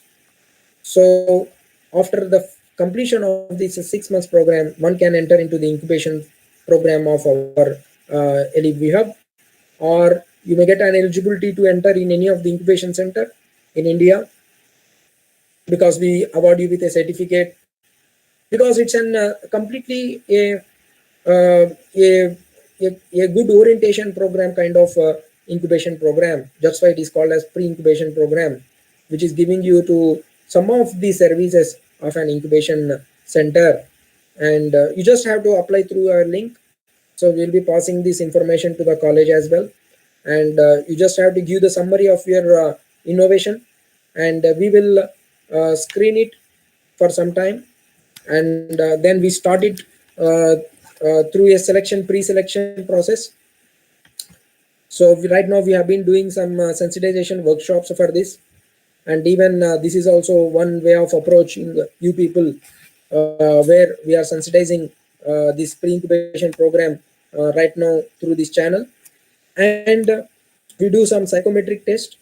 We evaluate through our committee, and then we look into your innovation criteria, and then what is that innovation criteria speaks about your incremental, disruptive, radical innovations which I have shown you. Then we do an agreement. There will be a very less nominal fee would be there. So we have different highlights according to the stage. If your innovation is in idea stage, so we give you an information access to grants, seed funds, and some of the connections with the incubators and mentorship, and of course you will get an opportunity to apply for entrepreneurship in residence of MATI, which has having about 4 lakhs grant support. If your idea is in product stage or minimum viable product stage, then you would be given an access to the grants, some seed fund support, and some of the programs of our in-house incubation period. You will get an access, then mentorship, then an access to 7 lakhs and 40 lakhs. It includes both 7 lakhs and 40 lakhs. I have written here only 40 lakhs, but it includes both 7 lakhs and 40 lakhs, where actually it's 40 lakhs. The 7 lakhs includes the prototype stage, where the prototype stage people will get 7 lakhs. So that's a correction for you. So the 40 lakhs amount is given to the product stage startups. So it should be in almost like a growth stage, where you have registered a company and you have your product into the market. So you might have completed your go-to-market strategy as well. So the prototype stage startup, when you are in the POC stage, you are given with this 7 lakh grant through MATI, and then you can convert. And these are all the support you get through this pre-incubation program, like grants, a seed fund, and all. So this is about the pre-incubation program, and there is an Google form link which we will share to you all through your WhatsApp groups. You just have to apply. It's a very simple form, and then we will come up to you, right? So let us see the incubation program, and let me start with our infrastructure. So you can see here the best infrastructure we have provided. Yeah, so I just wanted to brief you saying that I would like to complete this within half an hour at 12:30 exactly. Then we will go with our two startups case studies. So I would like to continue for 30 minutes more, and we will end after that. Then we will look further with our success stories, so startup success stories. So let me show you the infrastructure first of all, how and our infrastructure would look. So this is the incubation center in Pragati Nagar of ALEAP Industrial Estate, with all the cubicles of about 50 co-working space are available, with all seminar halls and boardrooms. Biotechnology is one sector where we are providing a complete lab, and also the manufacturing sector, a production stage of fermenter that gives an access for any kind of innovator to do R&D, prototyping, and also product development. So we have a 500 liter capacity fermenter that will gives you manufacturing of probiotics and antibiotics, biofertilizers, biopesticides, enzymes, including the rDNA enzymes. So you have we have an food processing unit, a complete biscuit and baking manufacturing unit of 1 ton production per day, and a rotary rack oven, a cut and wire machine, a planetary mixer, a horizontal flow wrap packaging machine. very sophisticated one. You can use it for prototyping, production, and MVP stages. Biodegradable unit with an HDP, the biopolymer based the machine, biodegradable machine that will manufactures the biopolymers. For the first time in India, we have commissioned this at our incubation center. The primary aim is that we want to create the biopolymers. In nature, we do have starch-based, cellulose-based products. So several kind of raw materials like biomass and also the any kind of plant origin, microbes origin, animal origin, you have biopolymers that can be extracted. So hundreds of such products are available. We want innovators to come up with such kind of raw material. Right now, we have been procuring the raw material of biopolymer from other countries like China. We don't want to depend upon the countries, such kind of countries, and then we want to have our in-house, the Indian country innovators to come up with such kind of biopolymer manufacturing. So we support them. So there is a good chance, good a very wide, a complete arena is there for you people to come up with such kind of innovations in biopolymer technologies. So this machinery will be used for manufacturing of any biopolymer, a sheet that would be obtained and can be converted to any customizable sizes, and you meet the demand and the requirement of the client or the consumer or the customer as well. So we have an SOX cluster and solar drying unit. So you have you can able to do the manufacturing of the SOX. We have 6 SOX companies which are manufacturing about 1 lakh pieces per month, and we have solar dryers at rooftop of our incubation center. So this technology comes with a completely a problem statement where there is a deficit of some of the ingredients, and 30% of loss generally can be observed when we do electric drying and also sun drying process. So solar dryers will retain complete 100% of the ingredients within any kind of food material, whether it may be the fruits or vegetables. So the solar dryer technologies will operate on solar mode, consuming less electricity, and also retention of all the ingredients and making it completely natural, any kind of food and vegetable. So that's how we have been provided with a freeze drying technology, where freeze dryers are lyophilizers that has a shelf life of more than 10 years. So this is both freezing and drying technology, so that the equipment will perform any kind of food material, maybe even the cooked food material also, including fruits and vegetables. So you just freeze dry that for a particular 8 hours. So this is 12 kg, 8 kg capacity we have at our locality, at our incubation center, and you can come up with a good increment in the shelf life. I have mentioned about the more than 10 years. So that's how any kind of product can be done freeze drying. A grinds and spice processing center, where we have a pulverizer and some of the best machines like gyrospring vibrators and some of the spice processing machinery, grains processing machineries that are available over here. Yes, we do have a printing machine on jute materials. Jute products, jute diversified products are available in the country. They have been facing with the printing material with some kind of shortage or some kind of technology difference and a gap. So that we have filled up here by using this kind of laser based machine, very large machine installed at our site that prints on the jute material especially.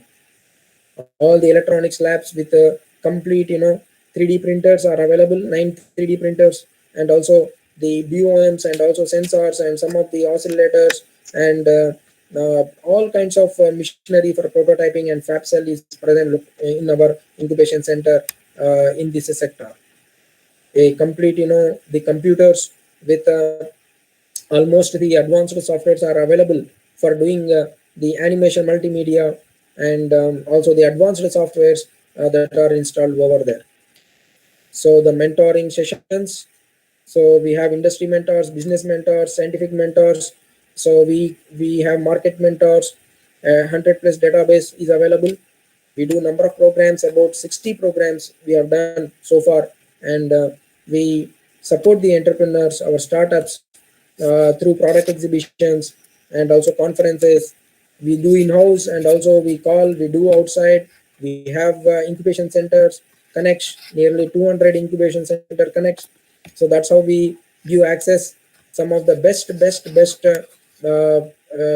the services we provide through them, as well as we are good in networking of that. So I have already stated about this IPR and TT. So these are our startups. I would like to speak on few of them because of the lack of time. So we have a bio oil production by Harita Gold Enterprises. So they have received a 25 lakh grant from Bharat Government of India, which is SBRI scheme. Triton Biosolutions, they are into the probiotic manufacturing for prawns, pond ecosystem. Then Mitsi Pharma, they have come up with an instant diabetic breakfast where the multigrains are present as a powder. And we have Crafts and Creations, where the biodegradable newspapers or papers of used papers are made into some of the best articles and some of the decorative items by this startup. Nature's Bioplastic is into the biodegradable biopolymer, which I have just shown you the machinery. Even Sattva Bioproducts are into the same.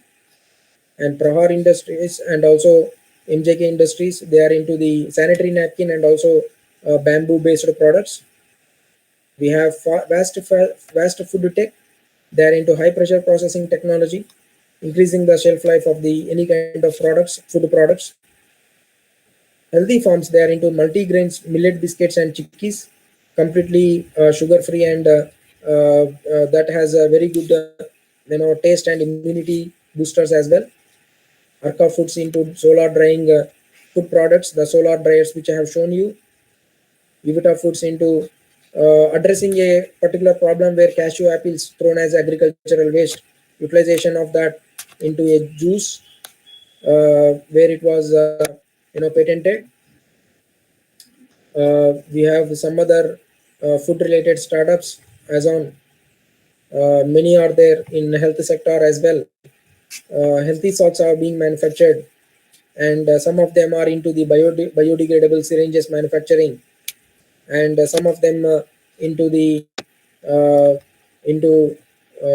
the best and the innovative ones in the recent times, like the oxygen concentrators or the mask, or if you speak upon the biotechnology, they have come up with some of the technologies that addresses several problems like food sector, even in the terms of agriculture sector, and most of them are into food, electronics, and IT based solutions. So this is what our startups have been addressing, and we are supporting them. I just mentioned a few. So now let us see into the acceleration and funding support.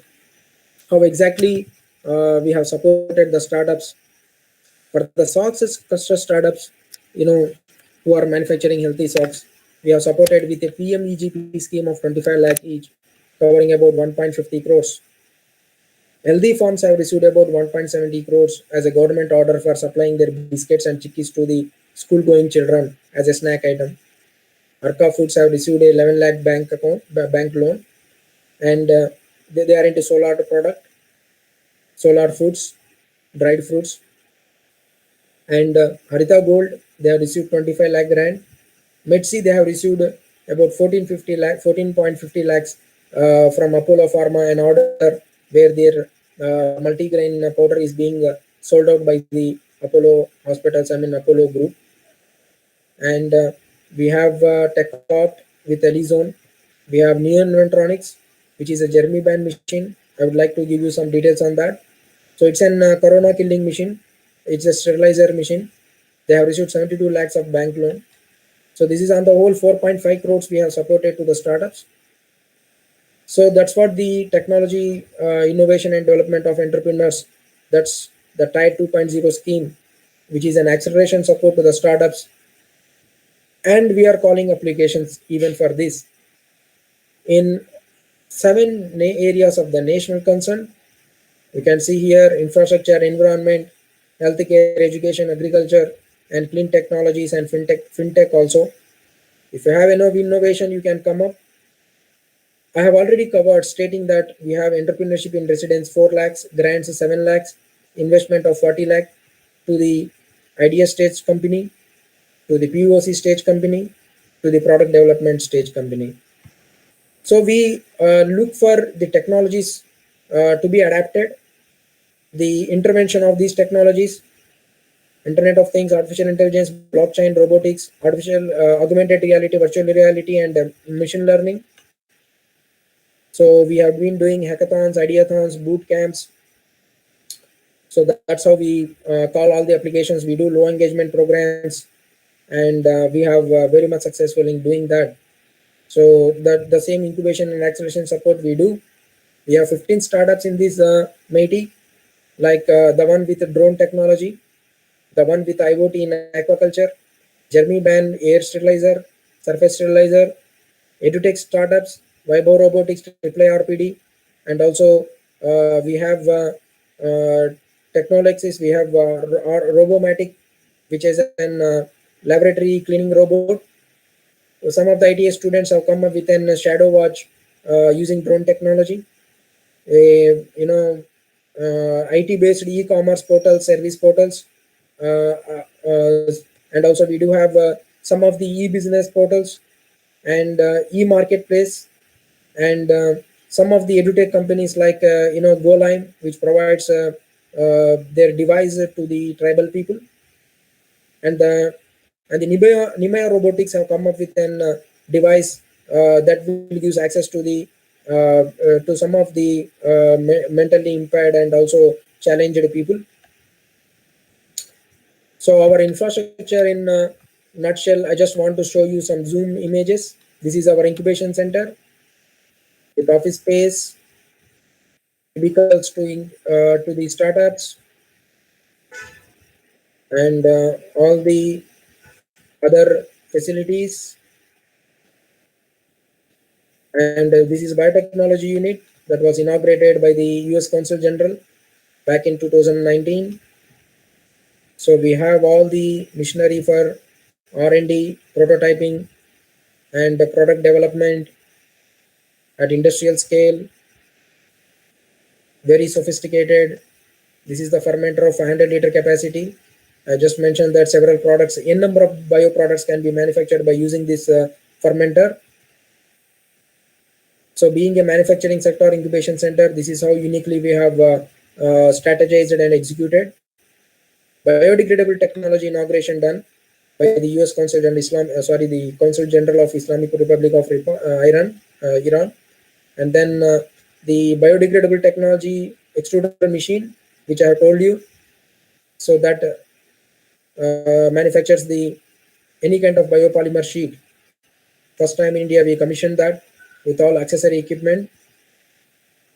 So solar dryers on the rooftop for any kind of fruits and vegetables you can do. About 500 kg capacity, and the food sector with I already told about this biscuit and manufacturing unit, freeze dryers that increases the shelf life of any product to 10 years more than that, grains processing center with a rooster, pulverizers, and other small equipment, sock cluster inauguration, and then we have the socks making machinery. This is the knitting machineries that will manufacture the healthy socks, all other accessory machines. this is the list of the equipment and BOMs present in electronics fab lab and maker space. All everything. So that's as an access given to the startups. Some of the startups with COVID solutions. Let us see, and then I think I will complete this within 10 minutes. So we have first one is Germiban, a sterilizer, where we have this device manufactured by our startup by name Sirisha. So we have tested this in some of the hospitals back in the last year in March 2020, when pandemic lockdown has started and everybody is panicked. We just working on this. Our startup have worked already from January onwards when the coronavirus have outbreak in China. So they come up within short time with this sterilizer that kills the coronavirus on surface and air. Later it was inaugurated in the month of June 2020 last year by the Minister of State Home Ministry. And so the company name is Neo Inventronics. Shirisha is the innovator for that. And we have come up with a apron, a hazmat suit made up of biodegradable completely by using our machinery by our startup. So right now we do have autocracy machinery. We have a founder Santoshi. She has come up with an oxygen concentrator recently, making it possible right now, portable one. And healthy cotton mask. By using the SOX machinery, our startups have started manufacturing the mask, even the incubation center as well. So this is what the Germiban that disrupts the DNA. It's double-stranded helix structure, making it into a denaturation stage by its UVC light with an 254 nanometers wavelength. It's a completely patented technology with integration of different other features like ozonization, ionization, and HEPA filters. So we have tested that in isolation centers in the last year in March, April in between. In the isolation wards, we can see here the Germiban is effective. This is the result where it's showing the samples. So before the equipment, some growth of bacteria. After that, very negligible bacterial growth, almost not visible over here in the Petri plate. This is our Kavach, which is an biodegradable based hazmat suit. So this is how, by using our machinery, our startup have done. So Kajus is the one which is an I just mentioned you that it is the startup where they have come up with an juice from the apple cashew nut apple, solar dried from our startup Arca Foods, and millet based chickies. So these are the people who are very successful. Of course, almost all are successful, and here we have showing you few because of lack of time. You can see here the Métis based startups. A very young engineering student, Mr. Siddhant, have come up with the drone that can weight about that can lift about the payload of 30 kgs maximum that can be taken up starting from 10 kgs up to 30 kgs. So he has a solution for agriculture where he has entered into most of the agricultural lands, spraying the biofertilizers and fertilizers, and even into the defense where providing some solutions to the defense and army. Nemaya Robotics is the one where it has been providing some solutions to the autism spectrum disorder patients. So she has made some devices that are very much useful for improving their cognitive abilities, because they are actually lacking the cognitive abilities, and she's very successful startup. Akate Technologies, our startup into the providing some kind of personalized learning approach to all the engineering colleges. Today is going to speak out, and Mr. Harsha and Mr. Ashwant, they are the founders. Scale Up Consultants is the one that provides an interactive device without any internet. The database can be stored and can taken to the tribal and remote areas. So that's how the startup have been doing, and very successful startup where she was recognized in many of the forums. Even our Hakate Technologies, they have received an award by ASSOCHAM. So partners like you, So today we are going to exchange the MOU between MVSR College, MVSR Engineering College. So we have been very active with all our partners. We have government, corporate, industry, academy, R&D partners, and international partners as well. And we just not start with the partnership exchanging of MOUs, but very active with engagement with our partners. So this is on the whole. My presentation is on our Atal Incubation Center, covering almost the basic concepts and fundamentals, and even the practical approach, what we have done, what we have shown through this incubation center for the first time in India, becoming the manufacturing sector MSME based incubation center. Of course, it includes the service sector as well. So this is about the Atal Incubation Center, ALEAP VHub, and you can write to me at cao@aleap.org. So this is how we support these innovators, startups, and I just open the forum. If you have any questions, you can ask, or this is how the incubation center is. And thank you very much. Now let me go for the next session, where our success stories, our startups will address this gathering today.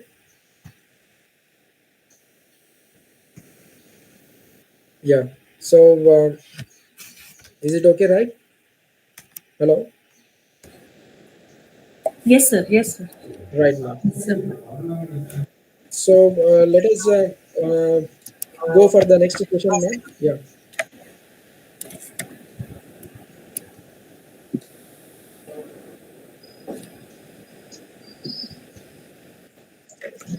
Dr. Sirisha, Yes, ma'am. I think you can ask sir about your doubts. Yes, ma'am. Ma'am, I spoke to Duhita. Okay. She has given the input. Okay, talk to sir.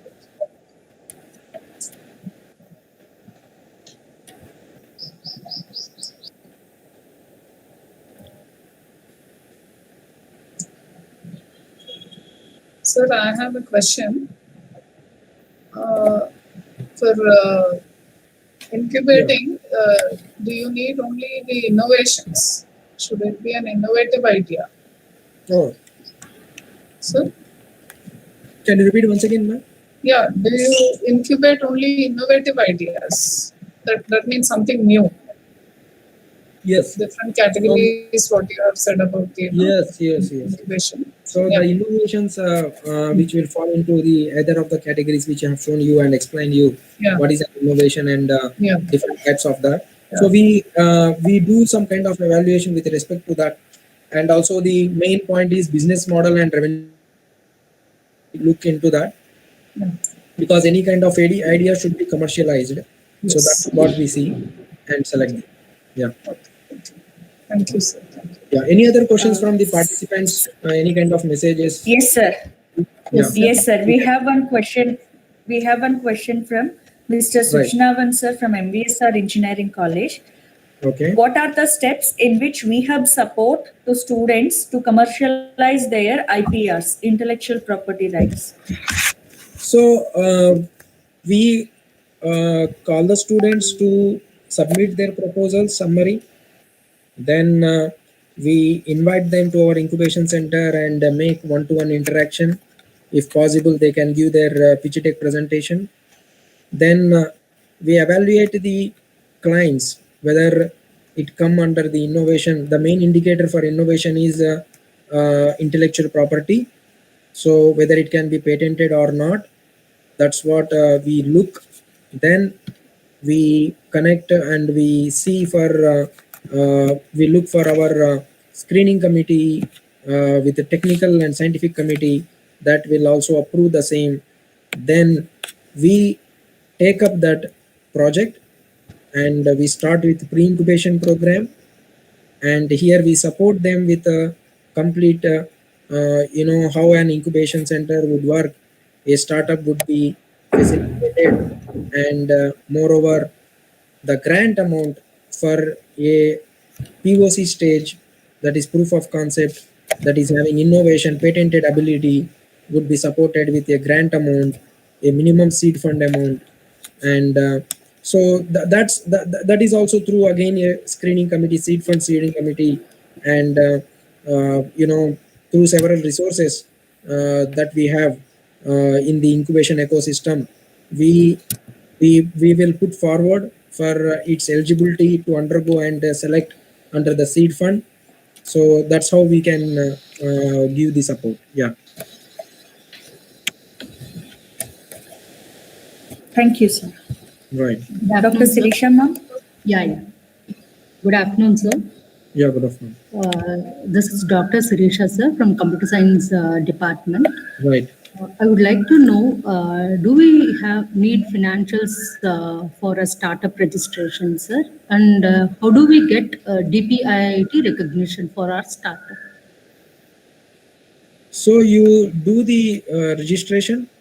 Yes, sir. I've done the registration, sir. Yeah. You go to Startup India portal and you just have to, it's an open site, and with minimum document submission, if it is a private limited, you just submit your all MOA, AOAs, and then your MSME Udyogada registration also, you have to give the number registration process, and then you can give some more your founder details, director details, and DIN numbers and all.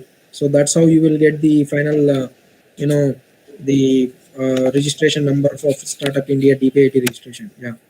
Yes, sir. Sir, as I'm working with MVSR, is there any option for us that instead of getting ourselves into startup, can we associate with startups which is already into this field, which is a part of ALEAP program? Yes, definitely. We look for founders. We have startups, and number of applicants come to us who are lacking technical support, scientific support. See, how we work is like, we can meet up, communicate people one to one, in the sense like, one come up with some kind of funding support, one people will be good at business support, one people will be good at technical or scientific support. So we club those people, we make them to be founders and co-founders, and we encourage that kind of partnership to go further and travel in their journey, and even discuss about the shareholding terms and conditions, do the agreements, and can become a startup company together. So you can approach us. We do have a very good number of people who approach us for such kind of collaborations, and look forward to become a startup. Yeah. Okay, thank you, sir.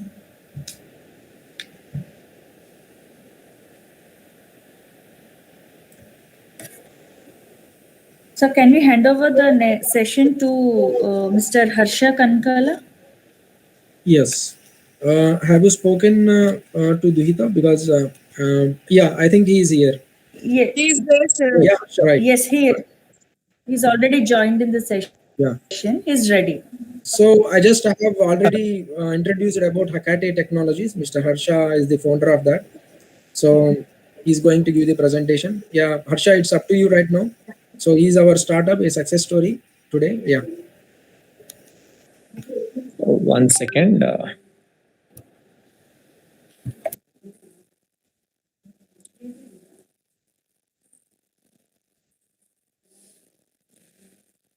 Yes. So is my audio clear? Yes, sir. Yes. So a great afternoon to you all. I hope you had quite an informative session before, and ALEAP has been doing a wonderful job in supporting startups. So we are one among them.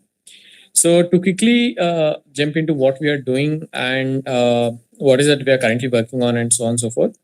We are, the company name is Hecate Technologies that Sir has already introduced, and the brand with which it goes is Advisely. 3 years before I was into, I have visited your entrepreneurship cell as well. Probably few might recognize. But anyways, we are working in transforming higher education space. I mean, really empowering institutions to become AI-powered personalized learning campuses. And we align towards Education 4.0 and NEP 2020. So we have been doing research on how can we improve higher education for past 6 years, and we really wanted to make a difference. The kind of interactions that faculty and students have, the kind of analysis that we know in understanding a student. I mean, how much he has learned, how much he hasn't learned. There's a lot of intrinsic details within education that hardly 10% of it is what we know, and we kind of act upon it, and so we don't really see a significant improvement in what is going on in last 5 to 10 years or even before from there. So this is where we have really come up with this, and in fact we are the only company which got this technology that can personalize institutional space. Now everybody knows how what Byju's is all about. Everybody knows what Swiggy is all about. So all these B2C companies which are really doing tremendous job, can we really have a Byju kind of atmosphere, though you are in an institute like MVSR? Can you really have that personalized learning as per your pace, your understanding, and your career objective, though you are in an institute? And that's what we have started thinking about. So in simple things, today, our job is not to prepare students for something. I mean, as in today, there's a data science job preparing everybody for data science. Today, there's suddenly there's electrical cars manufacturing, which has come up in Hyderabad, and preparing everybody to that. So our job is not to prepare students for something, but our job is to really help students prepare themselves for anything. So that's what even NEP speaks about, the holistic development of students. And that's something that we actually focus on. We're not into skilling and training. We're not into finishing schools. We still believe that if fundamentally if your education goes really good, no matter what comes in, how market changes, you're always prepared for that. And that's where Advisory has a very strong foundation in.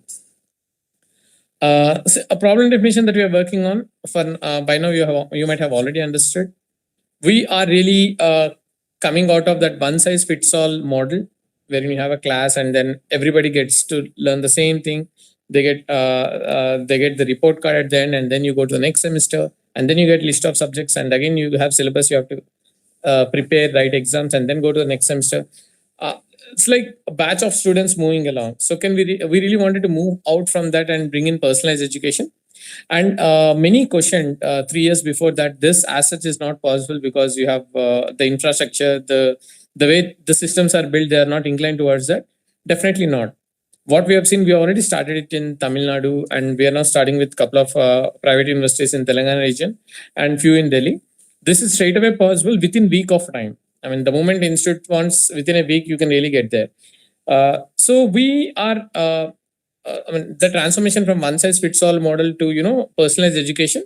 And for that, you really need a lot of technology innovation. Does that mean institutes need to set up a lot of AI centers and all that? No, not exactly. Like for you to use Byju's, you didn't set up data centers in your house, right? Simple. Technology innovation happens from our side, and then you get to have it. Faculty will have at most value suddenly because faculty will get to see everything that you are unable to learn, and their role from result oriented tutor will be changed towards life changing coach. As in today, if a faculty gets to know that my students are weak in Laplace transformations, there's no point in making them solve signal processing problems for conducting 10 remedial classes. No matter what, unless until their Laplace is in full, you don't expect them to solve. So there's a lot of prerequisites that are connected. In engineering, if I speak about engineering as an example, there's a lot of dots that we really have to connect to make education more sustainable and progressive. And that's something that that we have built technology on, and we also believe that it is a time that we should think beyond LMS and ERP systems if you want to really make a difference in education. So those LMS systems that we are using, they are built like 5-10 years before even the best ones, that Canva, Moodle, Blackboard that we think of, the best products available in the market worldwide. They're built for other purposes. As in, if everything is set, this LMS can become a convenient tool. But for us, we really wanted to make a difference. So LMS will not make a difference. No student come out and say like, because of Canva, my life has become better. Because of Moodle, I got a job. Nobody says that, right? So we really need something more than that if you have to make a difference. And that's where we companies like us come into picture. And our aim is to build, empower, not to build, but empower 1,000 AI campuses in the next 4-5 years, And next 2 years, we are looking for 100 AI campuses across India. And they will really lead by example because they already have started Education 4.0 and they're already aligned to NEP 2020 as well. So quickly, like the founding team, myself, Harsha, have done my professional doctorate in Netherlands. I come from family of teachers and I'm extremely passionate about education. And that's why I've invested full time for last 6 years into this. And we have Ashwant Tidmela, who is a co-founder and he's from IIT Madras computer science background. He worked for 6 years in airlines, especially in data science team. He was leading a team there. His entire objective while he was a data scientist was to improve the outcomes of airlines by tracking various data points across. Now he is using the same similar mindset to improve the outcomes of individual students by understanding their personality, their conceptual strength, whatnot. There are like 101 data points that we kind of see, and the models are run behind. So students will exactly get to see what they really wanted to, and something that is more helpful for them. So their team is doing a phenomenal job in that, and we have Vice University sir, who is one of the directors and co-founders as well. He was earlier a nuclear scientist who got into IT sector, who got extreme skill in understanding the skill matrices as such. What fresher roles, what is the skill matrix that it is looking for? What are freshers? What is their skill? How do you map? And that's also a place where algorithms come into picture, wherein we're not just helping students learn better, but we're also placing them in a right fit job. Rather than getting everybody to one trending job, if you get exactly the job that you deserve, you will actually flourish better than just getting into a job which is trendy. So all those things, the team is extremely obsessed in what we are building. And we have been learning quite a lot. In fact, I've spent a lot of time with MVSR principal and a lot of staff members. I've visited MVSR quite many times. So the learnings that we had from almost 300 institutes across for last 4 years, I think that has really made us what we are building today. Lastly, what we create at the end of the day, as I said, we create AI-powered personalized learning campuses. For you to quickly understand, we all know we have a curriculum. I mean, the curriculum can be extremely, if you're a private university, it's completely autonomous. If not, you are partially autonomous. If not, you are affiliated to university, you follow that syllabus. So the curriculum is one information that you send to students for them to learn. The academic calendar, the subjects, the topics, everything is decided by the curriculum. So what you learn is curriculum is a deciding factor. Next, you have industry, the employers who define where market is going towards. And that's where inputs from the industry is also taken care by the institutes, and they inform students what they have to prepare as well. And most of the institutes, or at least very good institutes, I would consider MVSR in the top layer in that list. They always make sure that this gap between curriculum and employers' expectations are as minimal as possible. Now, to this effort that they are putting, we are now adding an AI engine wherein it sees every individual student's, as I said, conceptual strength, their personalities, in a continuous fashion, right from first year. This technology starts from first year. It cannot be deployed directly to third or fourth year. It starts with first and second years at max. So it tries to see how they are improving, where are they unable to learn, what is a concept. If a student is unable to learn a concept, what is a prerequisite? Did he understand that? If not, it will tell, hey Harsha, why don't you quickly learn this topic here so that you will be able to solve this problem. So it stays as a mentor for student. It remains as a teaching assistant for every faculty, because a faculty will get a lot of insights which otherwise they would never. So it really gets to know individual student and creates a learning path for each one of them. And these learning paths are extremely optimal, mathematical driven, and you have a success which becomes pretty evident. And all this happens under the monitoring of faculty. Today, when faculty is getting into a class, they already know what this class is having, what is the problem that this class is having. Is it they don't understand this, or they have not spent enough time while taking a test? Because we all depend on the marks at the end of the day. If a student who spends 80% of or 90% of the time on 60% of the question and gets 60% of the result, which means out of 10, he has only answered 6 questions, spending more time, and he got 6 questions right. We'll never get to see that information. We'll only see 60%. So what we generally say, oh, you only got 60%. You have to sit in the remedial class. You should really learn more. But the problem with the student is not the result, but his time management. or else he's extremely focused when he was given a challenge, something that he's unable to solve. He's putting more effort in getting that through. So it's a brilliant attribute for an engineer. And his time management, if improved, automatically results will improve by 30%. So as such, there are 101 things which we are unable to see when we see report card. If we get all those things out, if there's some intelligence connected to it, it will do the magic in education. And students will feel like coming to a college, like because college is actually giving me what I want. All these things become part of the campuses. And last 2 minutes, we kind of understand that not every student is alike and everything. I mean, all this information and knowledge is again given by the institutes like you. We understand there are students who are curious to learn. I mean, all the different personas of students that we kind of handle. And we understand there are a few students who are only job focused. They don't want physics, chemistry to come in play. But then how do you connect them to subject is again very important, because for engineering to really become an engineer, engineering student to really become an engineer, mathematical and physical principle is what makes an engineer. So you cannot just say like physics is not my thing and mathematics I'm not really keen, I want to still become an engineer. So even if they're job focused, that logical bent of mind has to be given. So they really have to get the right tips throughout their learning. And there is the third category who only understand 30%, but who are overconfident, considering that they know everything. And this, as per many colleges, there's 60% of most students fall into this.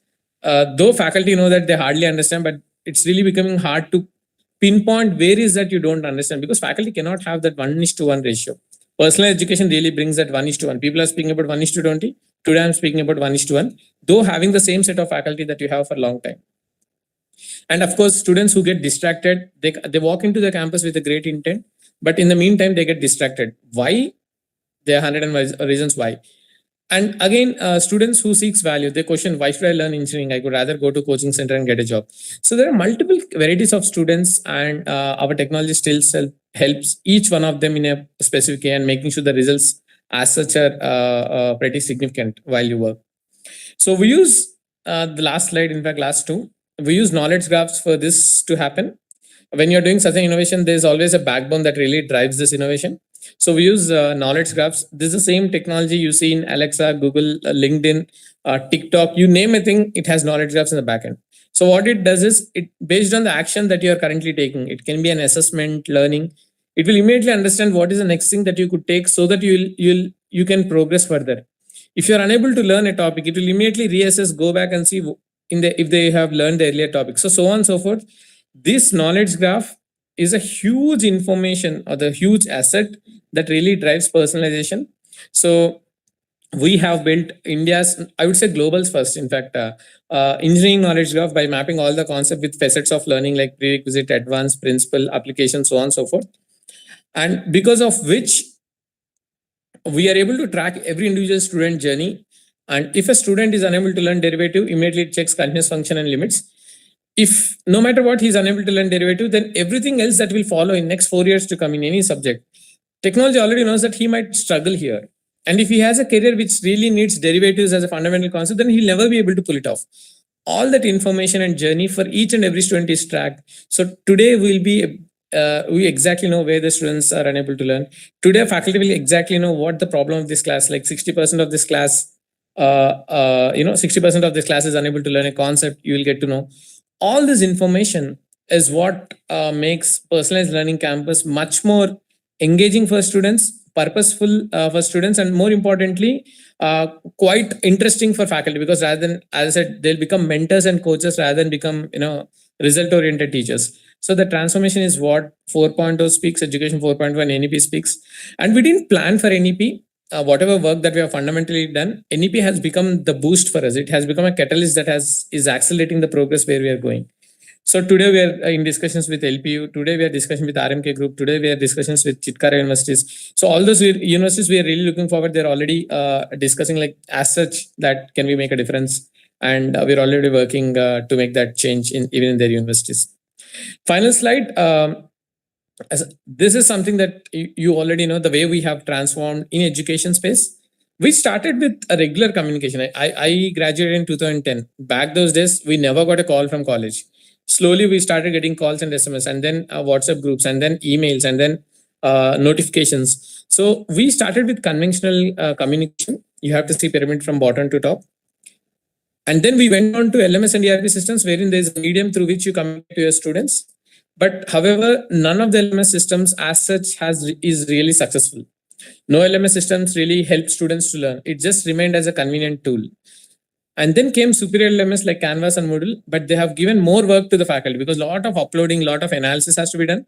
But again, all these LMS, whether it be superior or the current LMS that institutes generally use, they don't connect like what happened in the past to present. They're like every action that you take is an independent bucket. There's no connection. If education is not interconnected, everything that we're learning is not interconnected. I mean, we only feel like semesters gone, subjects gone, and then engineering degree we have received. So there's a lot that has to be done, but these technologies are not meant for that. And then we have seen last 5 years, a lot of skill assessment platforms like AMCAT, Metal, where they conduct an exam, they give a report on their personalities and attributes.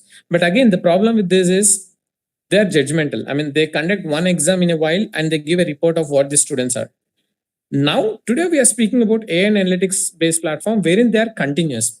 So we always imagine education is like Sensex, the way you say it, +5%, -5% on day-to-day basis.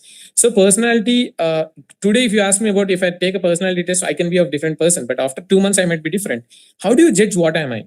It's literally impossible. So a lot of factors depend on my personality as on date, as on that period of time.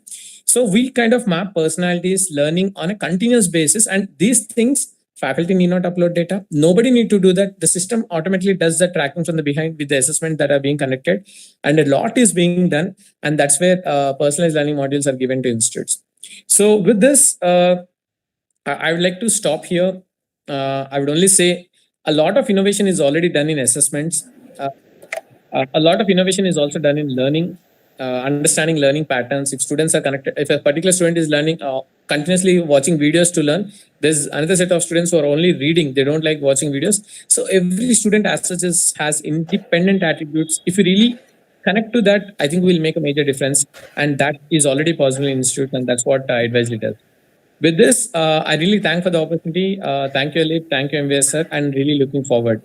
If you wanted to have any detailed demo on this technology, I'll be more than happy. You have my contact, or else you can check with ALEAP as well. Thank you. Thank you very much. Thank you, Mr. Harsha Kankala. I would sincerely acknowledge the presence of our chairman, sir, Dr. K.P. Srinivasrao Garu in the session. Sir, within few minutes we will start. Before that, we have one more session to get accomplished. Thank you, sir. Welcome you. Ms. Duhita? Ms. Duhita, do we Yes, have yes, any ma'am. more case presentations? Yes, ma'am. We have another success story by Miss Maunika. Yes. Okay. Good afternoon, everyone. Thank you for giving me this opportunity.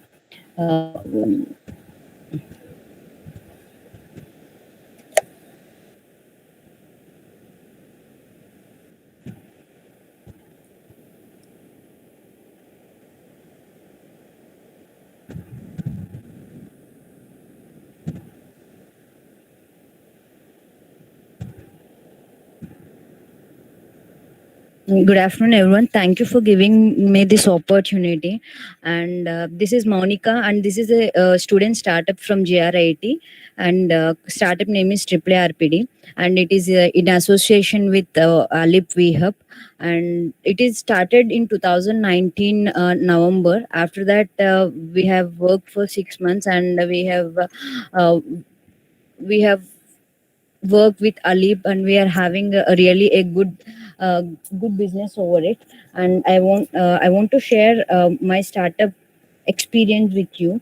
And we are mainly focusing on developing the social humanoid robots and interactive social humanoid robots, because there is across uh, past 1 year, there is like we are having a pandemic, and we really found it like we need such robots.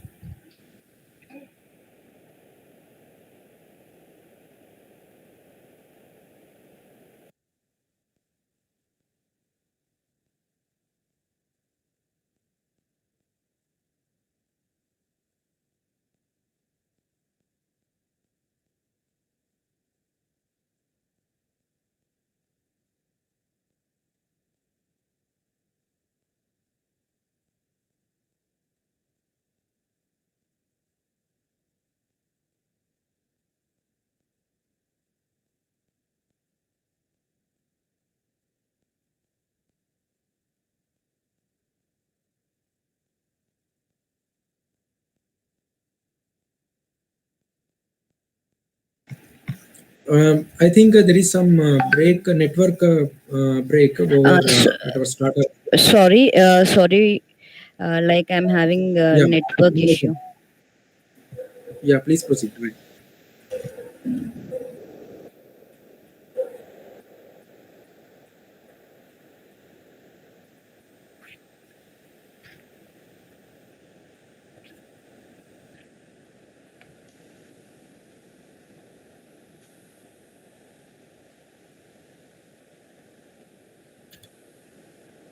Providing the robotic solutions, and we want to develop social humanoid robots, and we are developing it.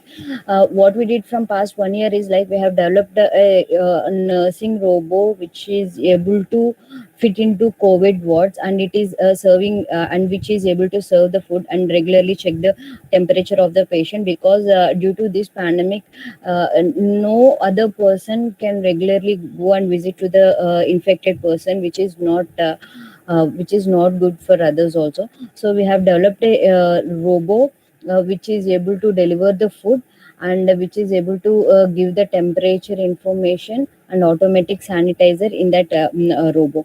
And other services which are providing is we are providing embedded solutions, like the one example which we did for one industry is like they're already having a fire extinguisher system, and we automated it and we gave embedded solution. And what we did is like existing fire alarm system will be give embedded and automatic system, so which is cost effective, and we are giving such kind of solutions for all the industries. And we provide robotic simulation control, machine vision, virtual reality, and autonomous navigation services also. Like how it will be useful for industries is like, for example, there is an industry and they want to create a new robotic arm or a new complete automation system.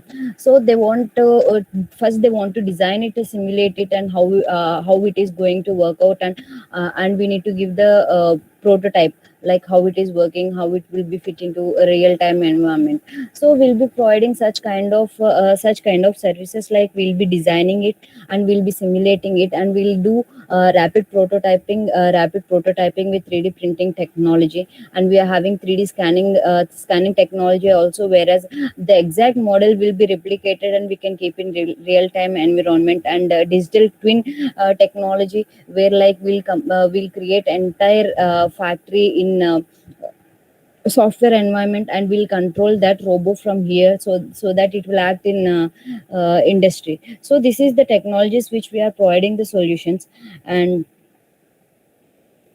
these are the products which we are developing. And we are developing the project social humanoid robo.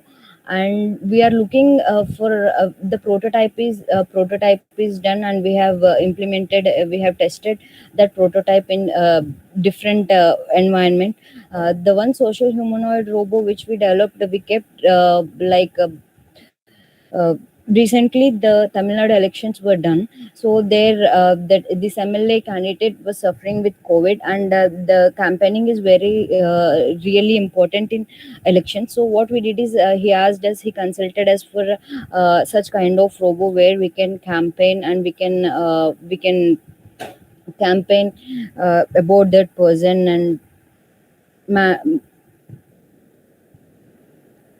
so that kind of thing, we have developed a robo.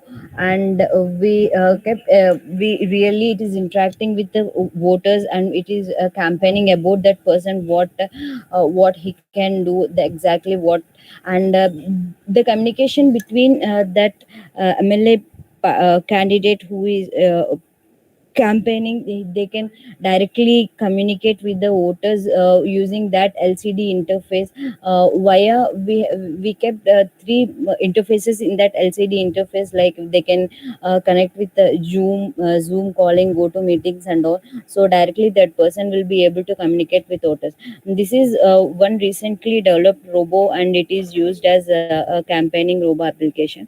Such kind of robots we are developing. And social humanoid robots, nothing but we want to keep it in receptions, receptions where it can communicate with the students or parents, and it can give administrative information all the time. So it is a repetitive task, and so there need not be a console, a fixed person uh, who is waiting for the people. So this is a robo where we can keep over there one reception robo. It can give the administrative information and administrative details and particular things.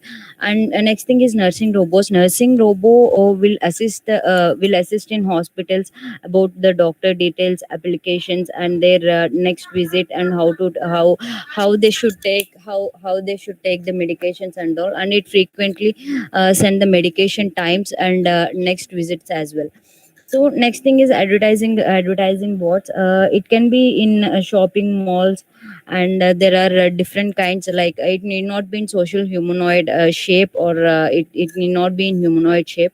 It can be an LCD interface, but it is having a locomotion, so it can go anywhere. It need not be a fixed one. And next thing is food delivery robot. As I discussed earlier, we have developed the food delivery robot. This is not the one, and it is in we are developing it, and it we have tested, but we need to make a patent. So I'm not presenting over it here. So this is the food delivery robot. The action of food delivery robot is like it needs to take it needs to take it can take the order via phone, and it will get the food from the kitchen, and it will present it over there. And so as it is in this pandemic, we have modified it little, and we have kept the sanitizer we have kept the sanitization and floor cleaning to it. And as well, it will check the temperature by using wireless temperature, thermal screening temperature. So the services which we are providing is, as we discussed earlier, like we are converting it into automation. The fire extinguisher, we have converted it into embedded systems as IoT solution, and design and simulation for the industries. And we are having 3D scanning and rapid prototyping technology. So not only this, because since this is a startup, we will not have sufficient funds to hire the experienced people and all. So my view my view on this, for providing the educational service along with this robotic technology, is I want to train the upcoming students so that we can work together and we can take it further. So on this, whatever the projects which we are doing in this humanoid robots, and we'll split that parts, AI, machine vision, deep learning, all these things we are making it into small modules, and we are giving and training the students so that they can be ready for the robotic technology in the further, so that we can get more startups on this upcoming technology. So we are providing the internships on these robots which we are developing, and if they are having any new ideas on these robots, how we can develop, and we are really encouraging them, and we are taking their ideas, and we are collaborating together and working on that. So if we find any new ideas from hackathons, or which we can improve, which we can improve in the robots and all, we are working on it as well. So why I'm so interested, the future is all about robotics and AI missions, because humans so for example, let us take this pandemic itself. So there no humans are ready to work in this pandemic, so but we can't stop the production and all. So so in further days, the entire technology is automation. We can see like humanoid robo market by motion type. So in 2019, 2020, there is a drop. 21, 22, 23, 24. Gradually it is keep on increasing, sorry. So what are the I would like to express my views on ALEAP, how I'm getting benefited from them. So I'm getting the co-working space, and I can work with interdisciplinary people. I can go there, I can communicate with them. If they're having many mentors from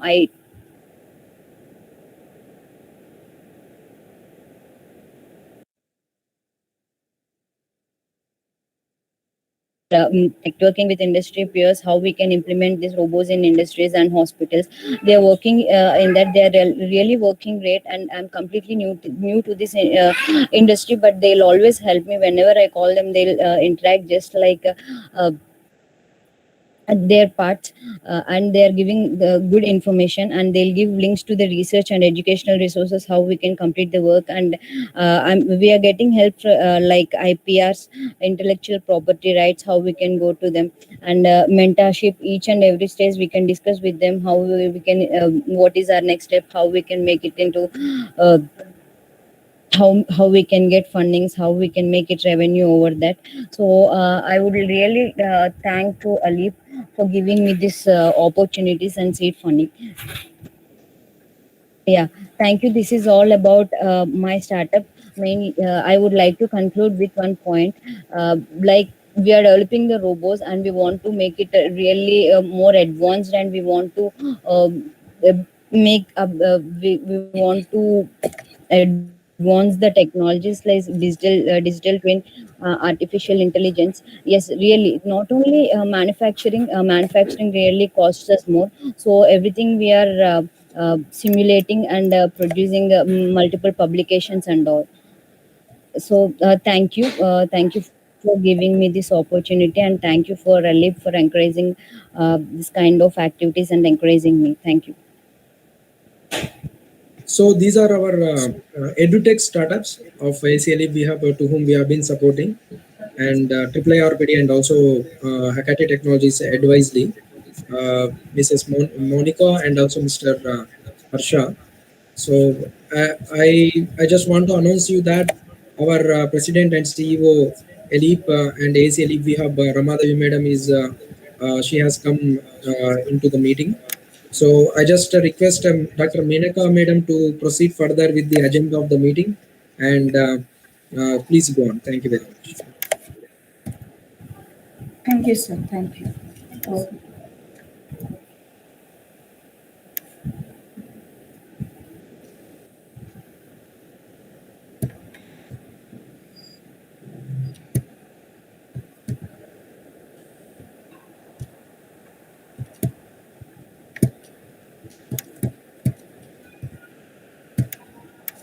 It's time for us to start the next session, MOU exchange between AIC, Atal Incubation Center, Women Entrepreneurs, ALEAP, and with MVSR, Engineering College. So I would now welcome our dignitaries for the session.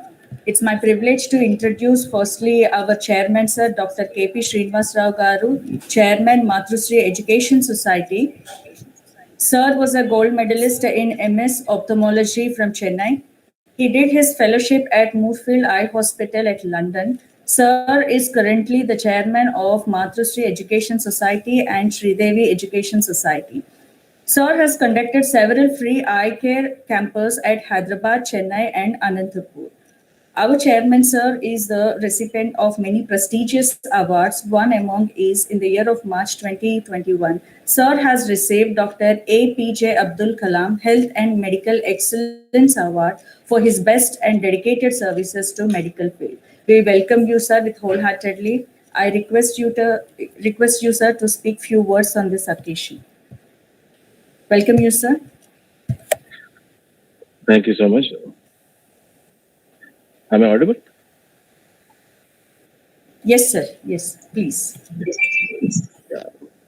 President ALEAP, Chairperson CEO AIC ALEAP,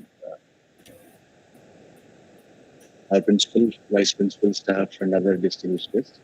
Very good afternoon to all. On behalf of management, I thank you all for joining this program. Hope you all had a good time so far. About MVSR Engineering College has established its own innovation council as per the norms of HRD in 2018-19 with a vision to develop a center of excellence for research and innovations. To promote innovative ideas at our institute, R&D cell, entrepreneurship development cell, and center of excellence were established in all the departments. As far as the role of management goes, we at the management always try to encourage, support students having potential to develop new ideas.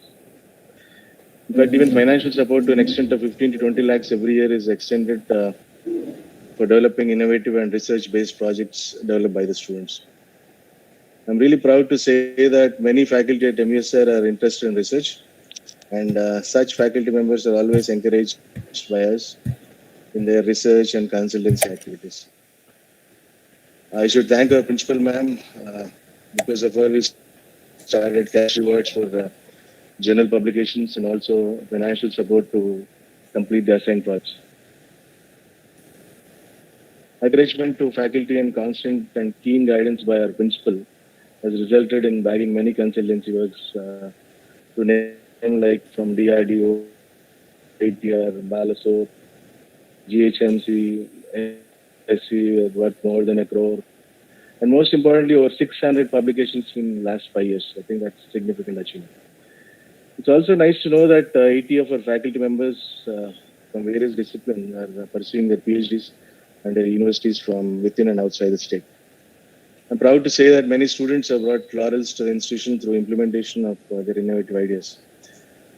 From our side, there's always been a constant effort to improve industry institute collaboration. We have nearly 30 MOUs with various industries and organizations, which have enriched our students with technical skills. Our AIC is quite active and has been motivating students and faculty towards innovations and entrepreneurship development, especially by collaborating with external bodies like T-Hub, Cisco, Task, in order to promote their startups. In fact, today I'm very glad to say that we are collaborating with Atal Incubation Center, ALEAP Association, Lady Entrepreneurship for incubation support. I'm sure and very hopeful that our collaboration will result in innovations and fruitful outcomes. And on this note, I thank all the people behind this. I thank our principal and convener Gopal Krishnan, Venkata, coordinators Murli Raju, advisors Ramadevi and Samson, and all of us. Thank you, one and all.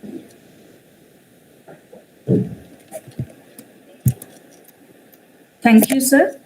Thank you for your valuable note which you have shared with every one of us. Now I welcome our principal, ma'am, Dr. G. Kanakadurga Garu, principal, MVSR Engineering College. Ma'am is working at MVSR Engineering College since 1991. Ma'am is specialized in low power VLSI design and ma'am is specialized in more and more areas. She is the most driving force to this Institution Innovation Council and all the coordinators. And she is one of the most inspiring lady for every one of us. And so because today we could do all these activities successfully from time to time. Welcome you, ma'am. Ma'am, I request you to give your valuable talk on our college profile. Yeah, good afternoon, one and all. Our Honorable Chairman, Dr. K.P. Srinivasrao Garu, the CIO, AIC ALEAP, Dr. Zahoorullah, President, CEO, Mrs. Ramadevi, AIC ALEAP, coordinators, conveners of the program.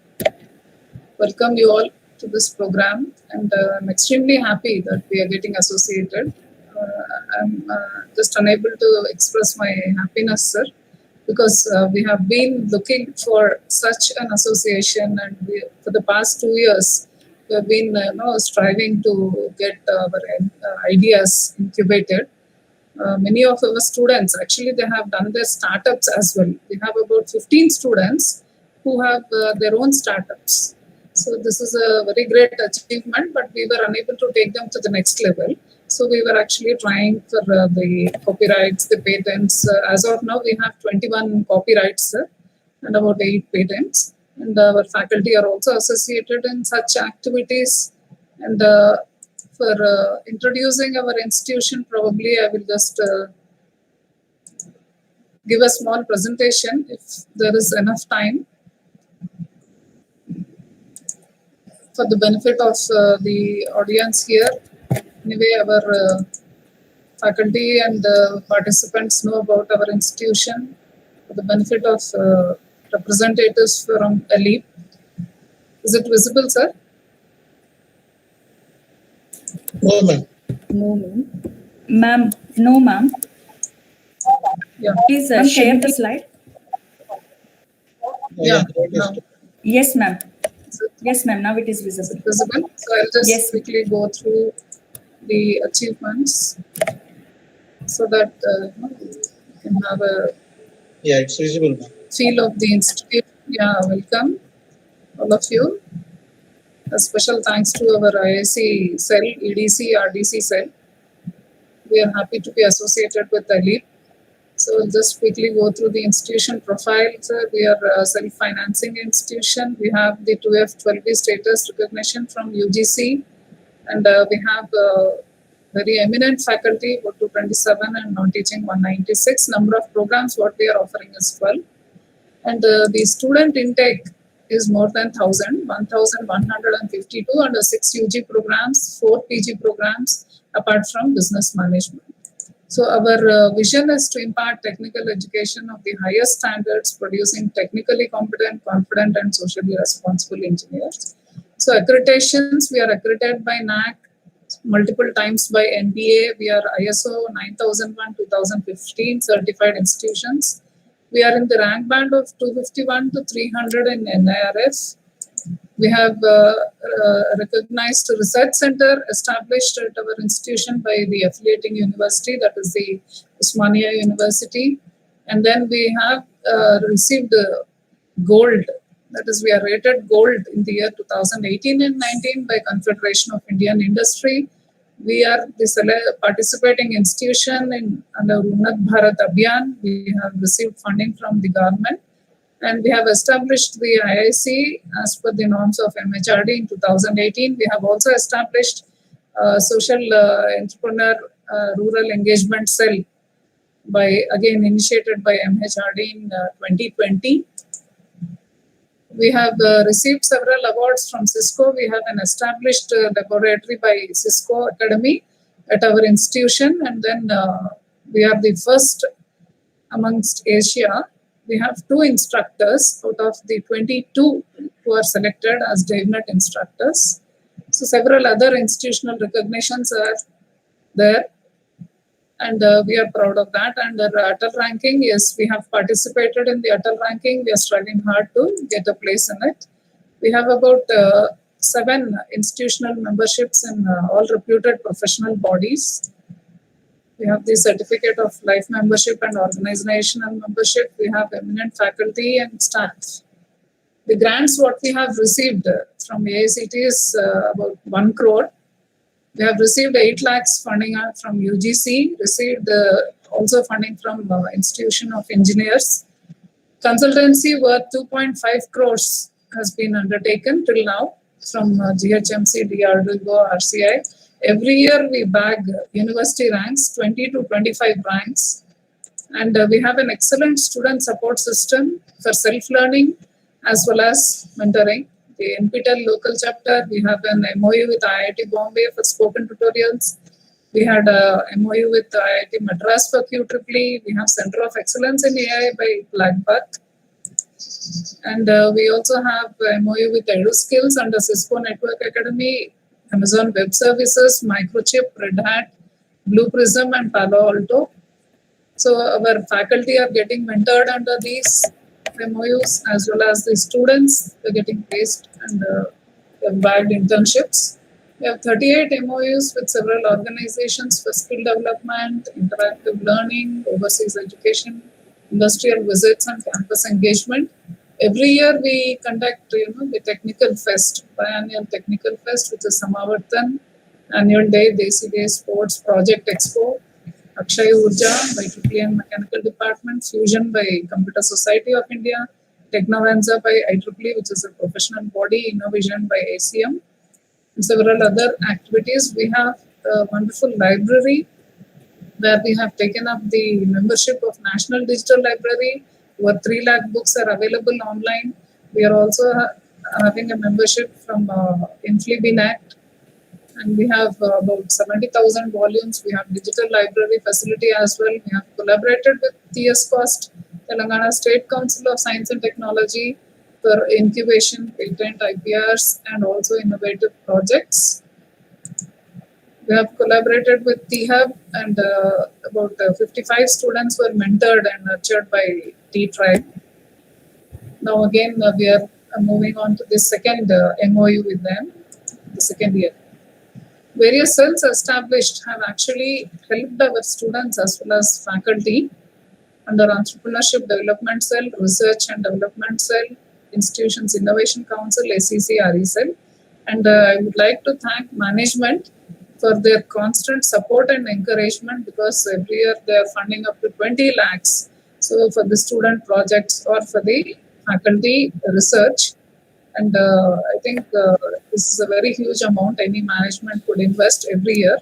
So about we are also sponsoring the project exhibition, where the best projects across all disciplines are exhibited, and industry experts are actually evaluating these projects and giving suggestions for further improvement. And we have student professional body chapters under which we are taking up several hackathons, codathons. We have also run 48-hour hackathons, and our students are really doing good. They have bagged several internships from these hackathons and codathons. And we are associated with Institution of Engineers as well, and 4 of our projects were completely funded by Institution of Engineers. I'm proud that our students and faculty are doing well. And we have also received several international and national awards from IEEE MVSR student branch, which we have established, Computer Society of India, national awards. Every year we bag the Best Accredited Student Branch Award. So student professional chapters and bodies are doing very well. We are associated with Hyderabad Management Association as well. Society of Automotive Engineers, we have received All India ranks for the design, fabrication, which is all done in-house. So we keep open the labs for the students, and they are permitted to work 24/7 for various vehicles, where this is an FE cycle, what I'm trying, SAE Baha events, then SAE FE cycle. We have also received the first position in Telangana, the regional student level convention under South India. And the Collegiate Club has made us proud by bagging first in engineering design in 2019 for their all-terrain vehicles. And this is a quad bike challenge exclusively fabricated and designed by second year students of automobile engineering. We received All India 3rd rank in this particular design. And our XMP Kavita actually has inaugurated this vehicle. So the awards which we have received under Computer Society of India last year, the Best Accredited Student Branch, Longest Continuous Student Branch Counselor, Highest Committed Student Branch Activist Award. Then other awards from CSI, we have received the Best Accredited Student Branch 4 times, Highest Committed Student Branch once. We have received awards from IEEE Hyderabad section, the Lead Student Branch Award, Outstanding Branch Counselor Award, Outstanding Student Branch Chapter Award. We have also received several other awards which are international Darrell Chong Award Silver and Darrell Chong Award Gold for the 2 consecutive years, 2016 and 17. We have an excellent student support system and service which is being extended to all of our students. So last year we have about 7,000 registrations in Coursera. Students have completed 1 or 2 courses from Coursera. We are guiding them, we are counseling them, mentoring them. We are creating a bridge between the industry and the academia. We are giving support to slow learners. We are encouraging our fast learners. So the NPTEL local chapter, we received the most active local chapter award for the period of January to April in 2018. We have an MOU with IIT Bombay for spoken tutorials. We are giving some extra learning to our students in Java, Python, MySQL, LaTeX, Perl, Joomla and other courses. Many students have received certificates. We are amongst number 1 in Cisco certified network trainers. The DevNet trainers, Mr. Murli and Vikram, are 2 out of 22 from Asia. We have offered several courses under Cisco Networking Academy, the IT essentials in C, C++, Python, IoT, and other programs as well. We have established a remote center by IIT Bombay in collaboration with IIT Bombay and most of the FDP programs. We just have 3 remote centers in the state of Telangana, and ours is one of them. So we are conducting FDPs under this remote center. We have established national service scheme to promote and nurture the service-oriented behavior in the students. So they have been doing the Swachh Bharat and other educating the nearby school children and other services. We have also NCC established, and our NCC cadets have been doing very well. They have received the Best Cadet Awards the 2 consecutive years, last year and this year, and our management has felicitated the best cadets. Other achievements are they have represented the Republic Day parade, the NCC cadets, and they have also attended the All India Vaisainik, the most prestigious camp in the country. So 2 of our students are represented, and our students are encouraged to go for higher education as well. About 30% of the students are pursuing their higher education in IITs, IIMs, and in the placement history, yes, we have about 40 to 50 companies visiting every year, and the maximum package we received this time is 15 lakhs. And in the core sector, Fiat Chrysler has offered some placements. These are our top recruiters. Most of the prestigious recruiters visit our campus. We have association with most of the companies in the Twin Cities. We have established Fine Arts Club. We have also organized a TEDx program at MVSR. Our students are doing very well in sports as well. We have both indoor and outdoor sports facilities, and they have achieved gold medals and silver medals both in team as well as standalone events. And then we have in the chess, taekwondo, swimming, caroms, boxing, tennis, and other eminent sports. One of our students represented the country in throwball. Sugandhika, she represented the country in tennis. Other achievements, our student, Mr. Basu, he has received the Best Student Technical Symposium. We secured 4th position in Smart India Hackathon. And there are several publications from students as well. We have 3 copyrights also from students.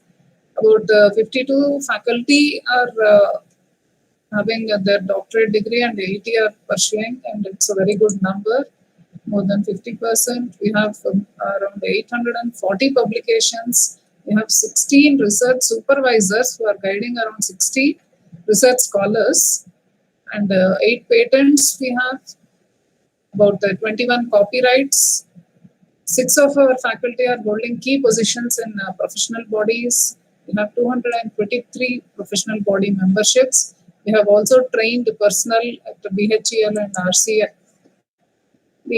Our management is magnanimous. They fund most of our research and entrepreneurship activities. So for organizing the Project Expo, best project selected is completely sponsored from each department, maybe 2 best projects, faculty and student publications, memberships in the professional bodies, additional amount incurred for research projects, for industrial visit, healthcare, and other things. We have a strong alumni base, alumni who are working for Intel, Apple, Google, Cisco, Microsoft, Infosys, Fiat Chrysler, Capgemini, Deloitte, AMD, DRDO, and other reputed companies within the country as well as outside the country.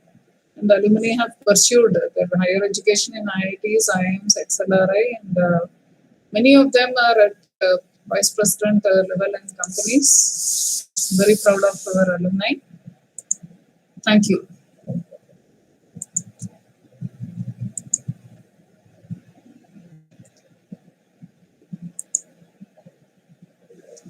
Thank you for your patience.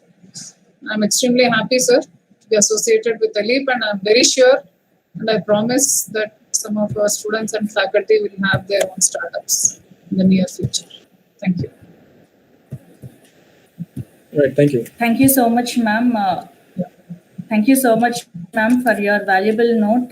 And you have very clearly explained all the success of our MVSR Engineering College. Thank you so much, ma'am. Now I take privilege to introduce, and it's a great honor to introduce founder and president of Association of Lady Entrepreneurs of India, Srimati Ramadevi Garu. Madam is the founder and president of Association of Lady Entrepreneurs of India, which was established in the year 1993. She has a vast experience of more than 25 years as a mentor, business consultant, social worker, and a successful entrepreneur. Madam has been inspiring many aspiring women entrepreneurs from all walks of life and enabled them to skill themselves and set up their own enterprises. She is the recipient of several national and international awards, including Green Tech Award in the year 2018 for being able to convert industrial waste into useful products. We are very blessed, Madam, to have you here in this session, and please address to our participants on this occasion. Welcome you, Madam, once again. Yeah, thank you, Menaka, and it's a great opportunity. Am I audible? Yes, ma'am. Am I audible? Yes, ma'am, please. Yeah. Yes, Great ma'am. opportunity to address.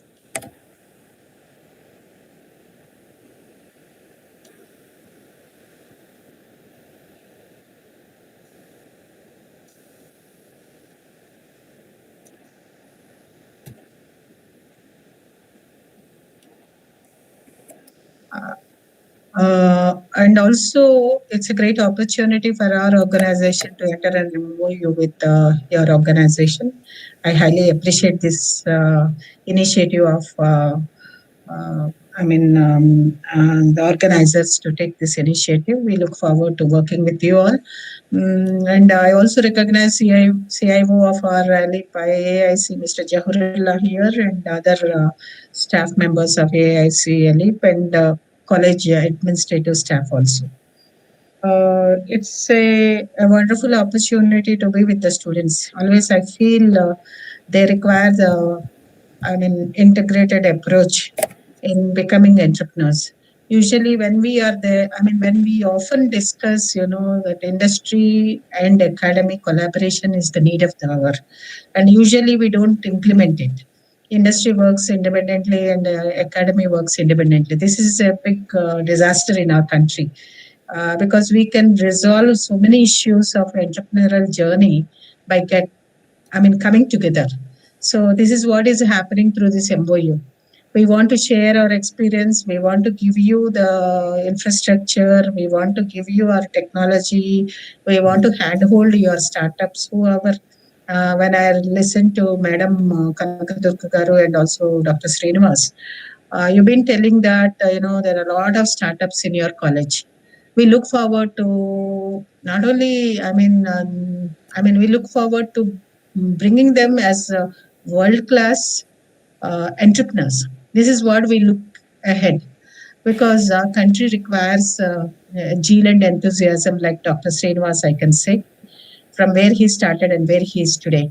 So this is what we need to. It's not employment which we should look forward to. It is employable skills, and those people who are going to provide employment is the need of our country. In fact. And there are various avenues, various opportunities available through various ministries, which we want to give it as a platform through our organization, as something, which you can look at us, take advantage of it is not, I'm not giving from my pocket, it is from Government of India. They are offering wonderful support. Let all these startups take advantage through our incubation. What we call Atal Incubation Center we are lucky to get it in our Telangana as ALEAP VHub.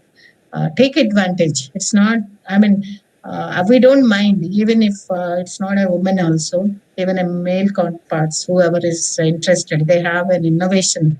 Just we welcome them. to our Atal Incubation Mission program. And there is so much happening. I feel that I lost the opportunity, being born in 1957.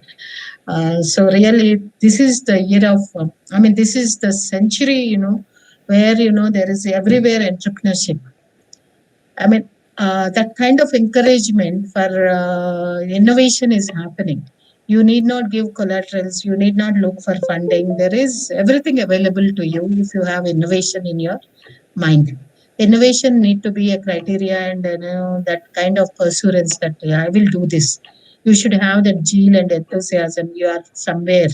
You'll be one of the change maker, one of the good entrepreneur. So dream big and try to create something which you look back, you are proud of it.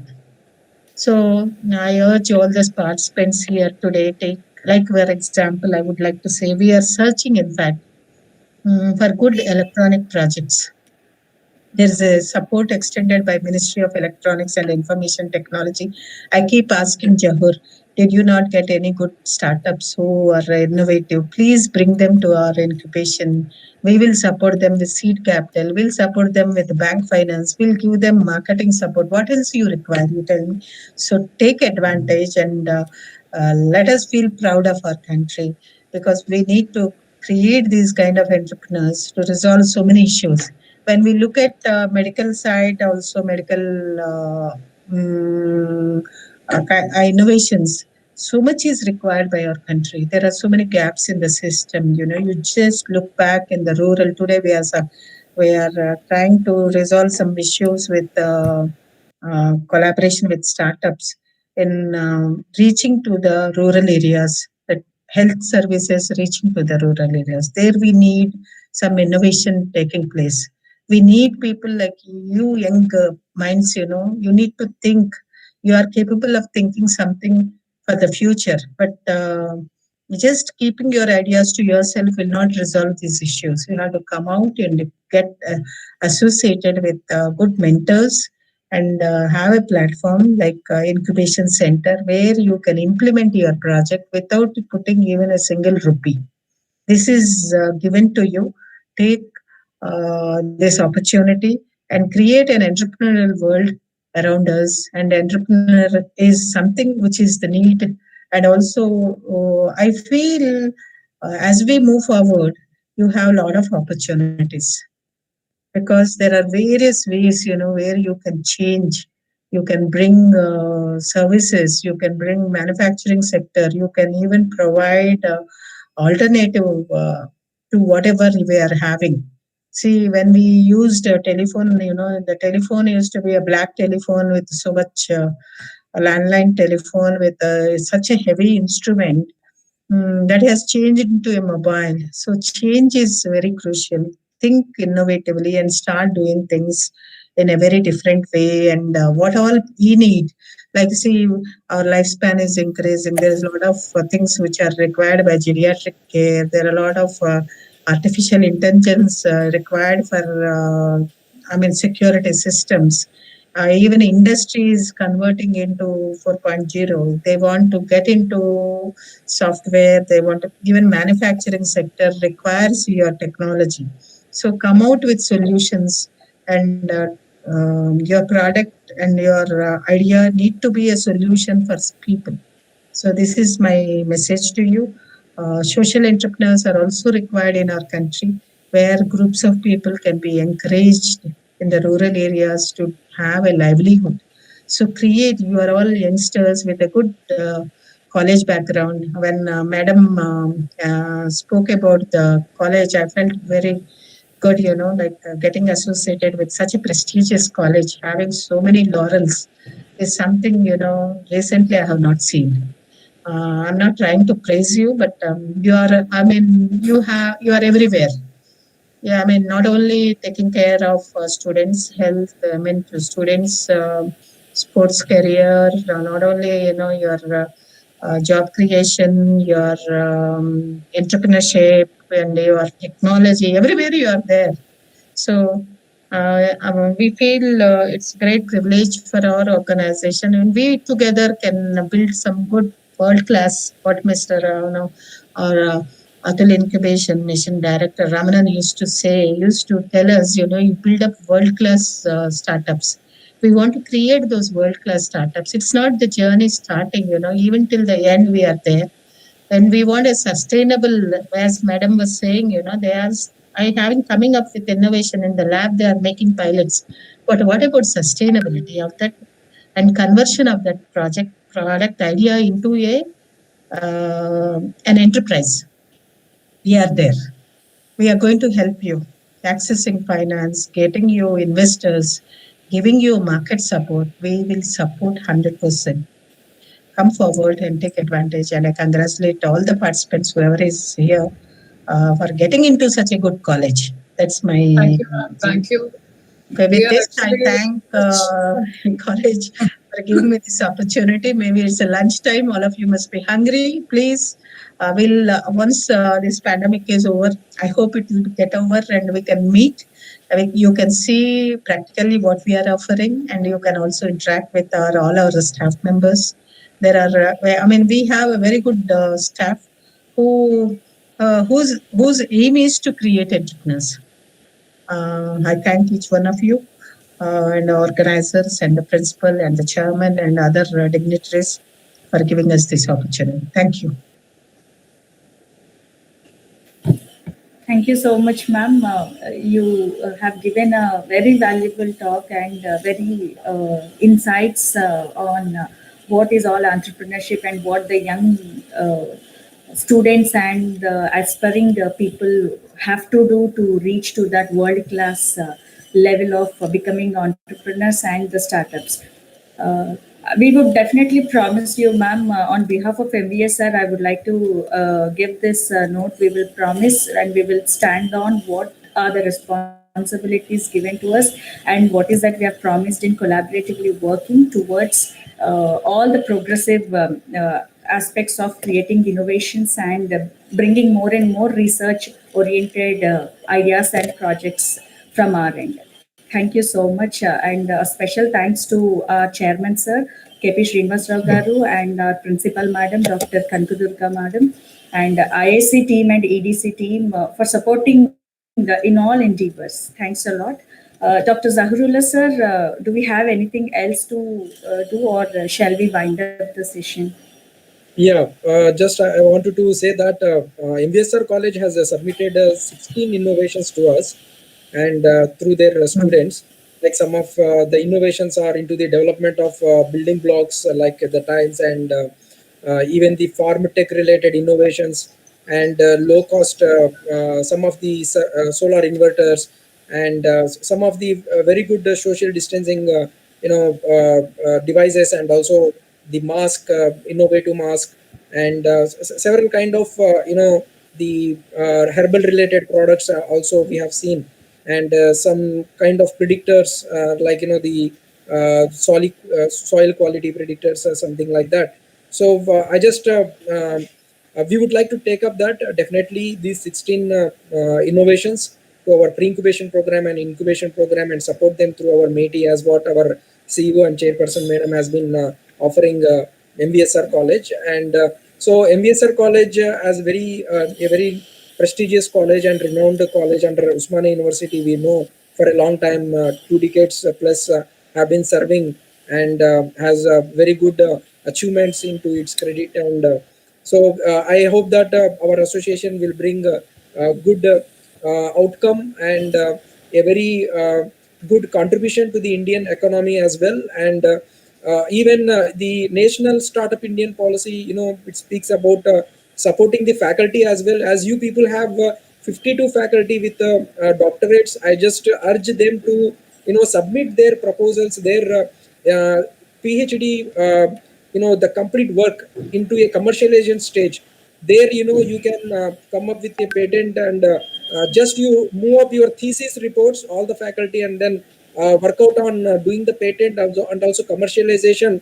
Apply to our incubation center and look for to become a startup, as most of the provisions given under NISP 2019 by the government of India even faculty can undergo a startup and can become a startup company by registering it as a company as well. So that's what I would like to announce, and thank you very much for giving us this opportunity. Right. Thank you so much, sir. Ms. Pushimi, I would like to welcome you to propose vote of thanks.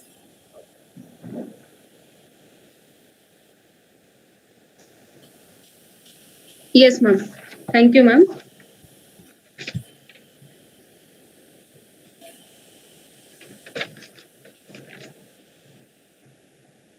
A very good afternoon to all the dignitaries once again. I sincerely thank Dr. Zahoorullah Garu for giving information about vision and mission of AIC ALEAP Hub and about the pre-incubation hub.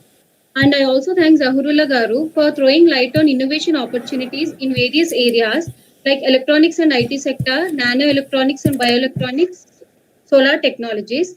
And we thank you for motivating us by giving info about various informations which are highly helpful during this pandemic, like ventilator system, PCRs, masks, etc. I would also like to thank Mr. Harsha sir and Monica ma'am for sharing their success stories.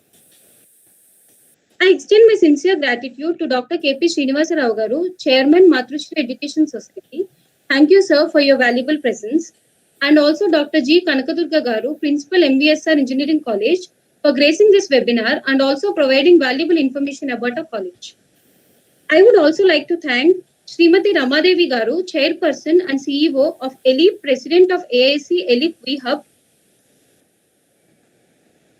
for your encouragement and for the support extended, ma'am, especially for motivating us to be entrepreneurs, contributing to economic prosperity and also social entrepreneurs. I would like to thank EDC and IIC team for supporting in all endeavors and also for organizing today's webinar on AIC ALEAP Hub incubation opportunities. Finally, I'd like to thank all the participants for their participations and making this webinar a great success. Thank you, ma'am. Thank you. Over to you. Thank you. Thank you so much, Thank you. Pananyol, for your Thank you. long patience. Thank you so much. Thank you. Thank Thank you. you.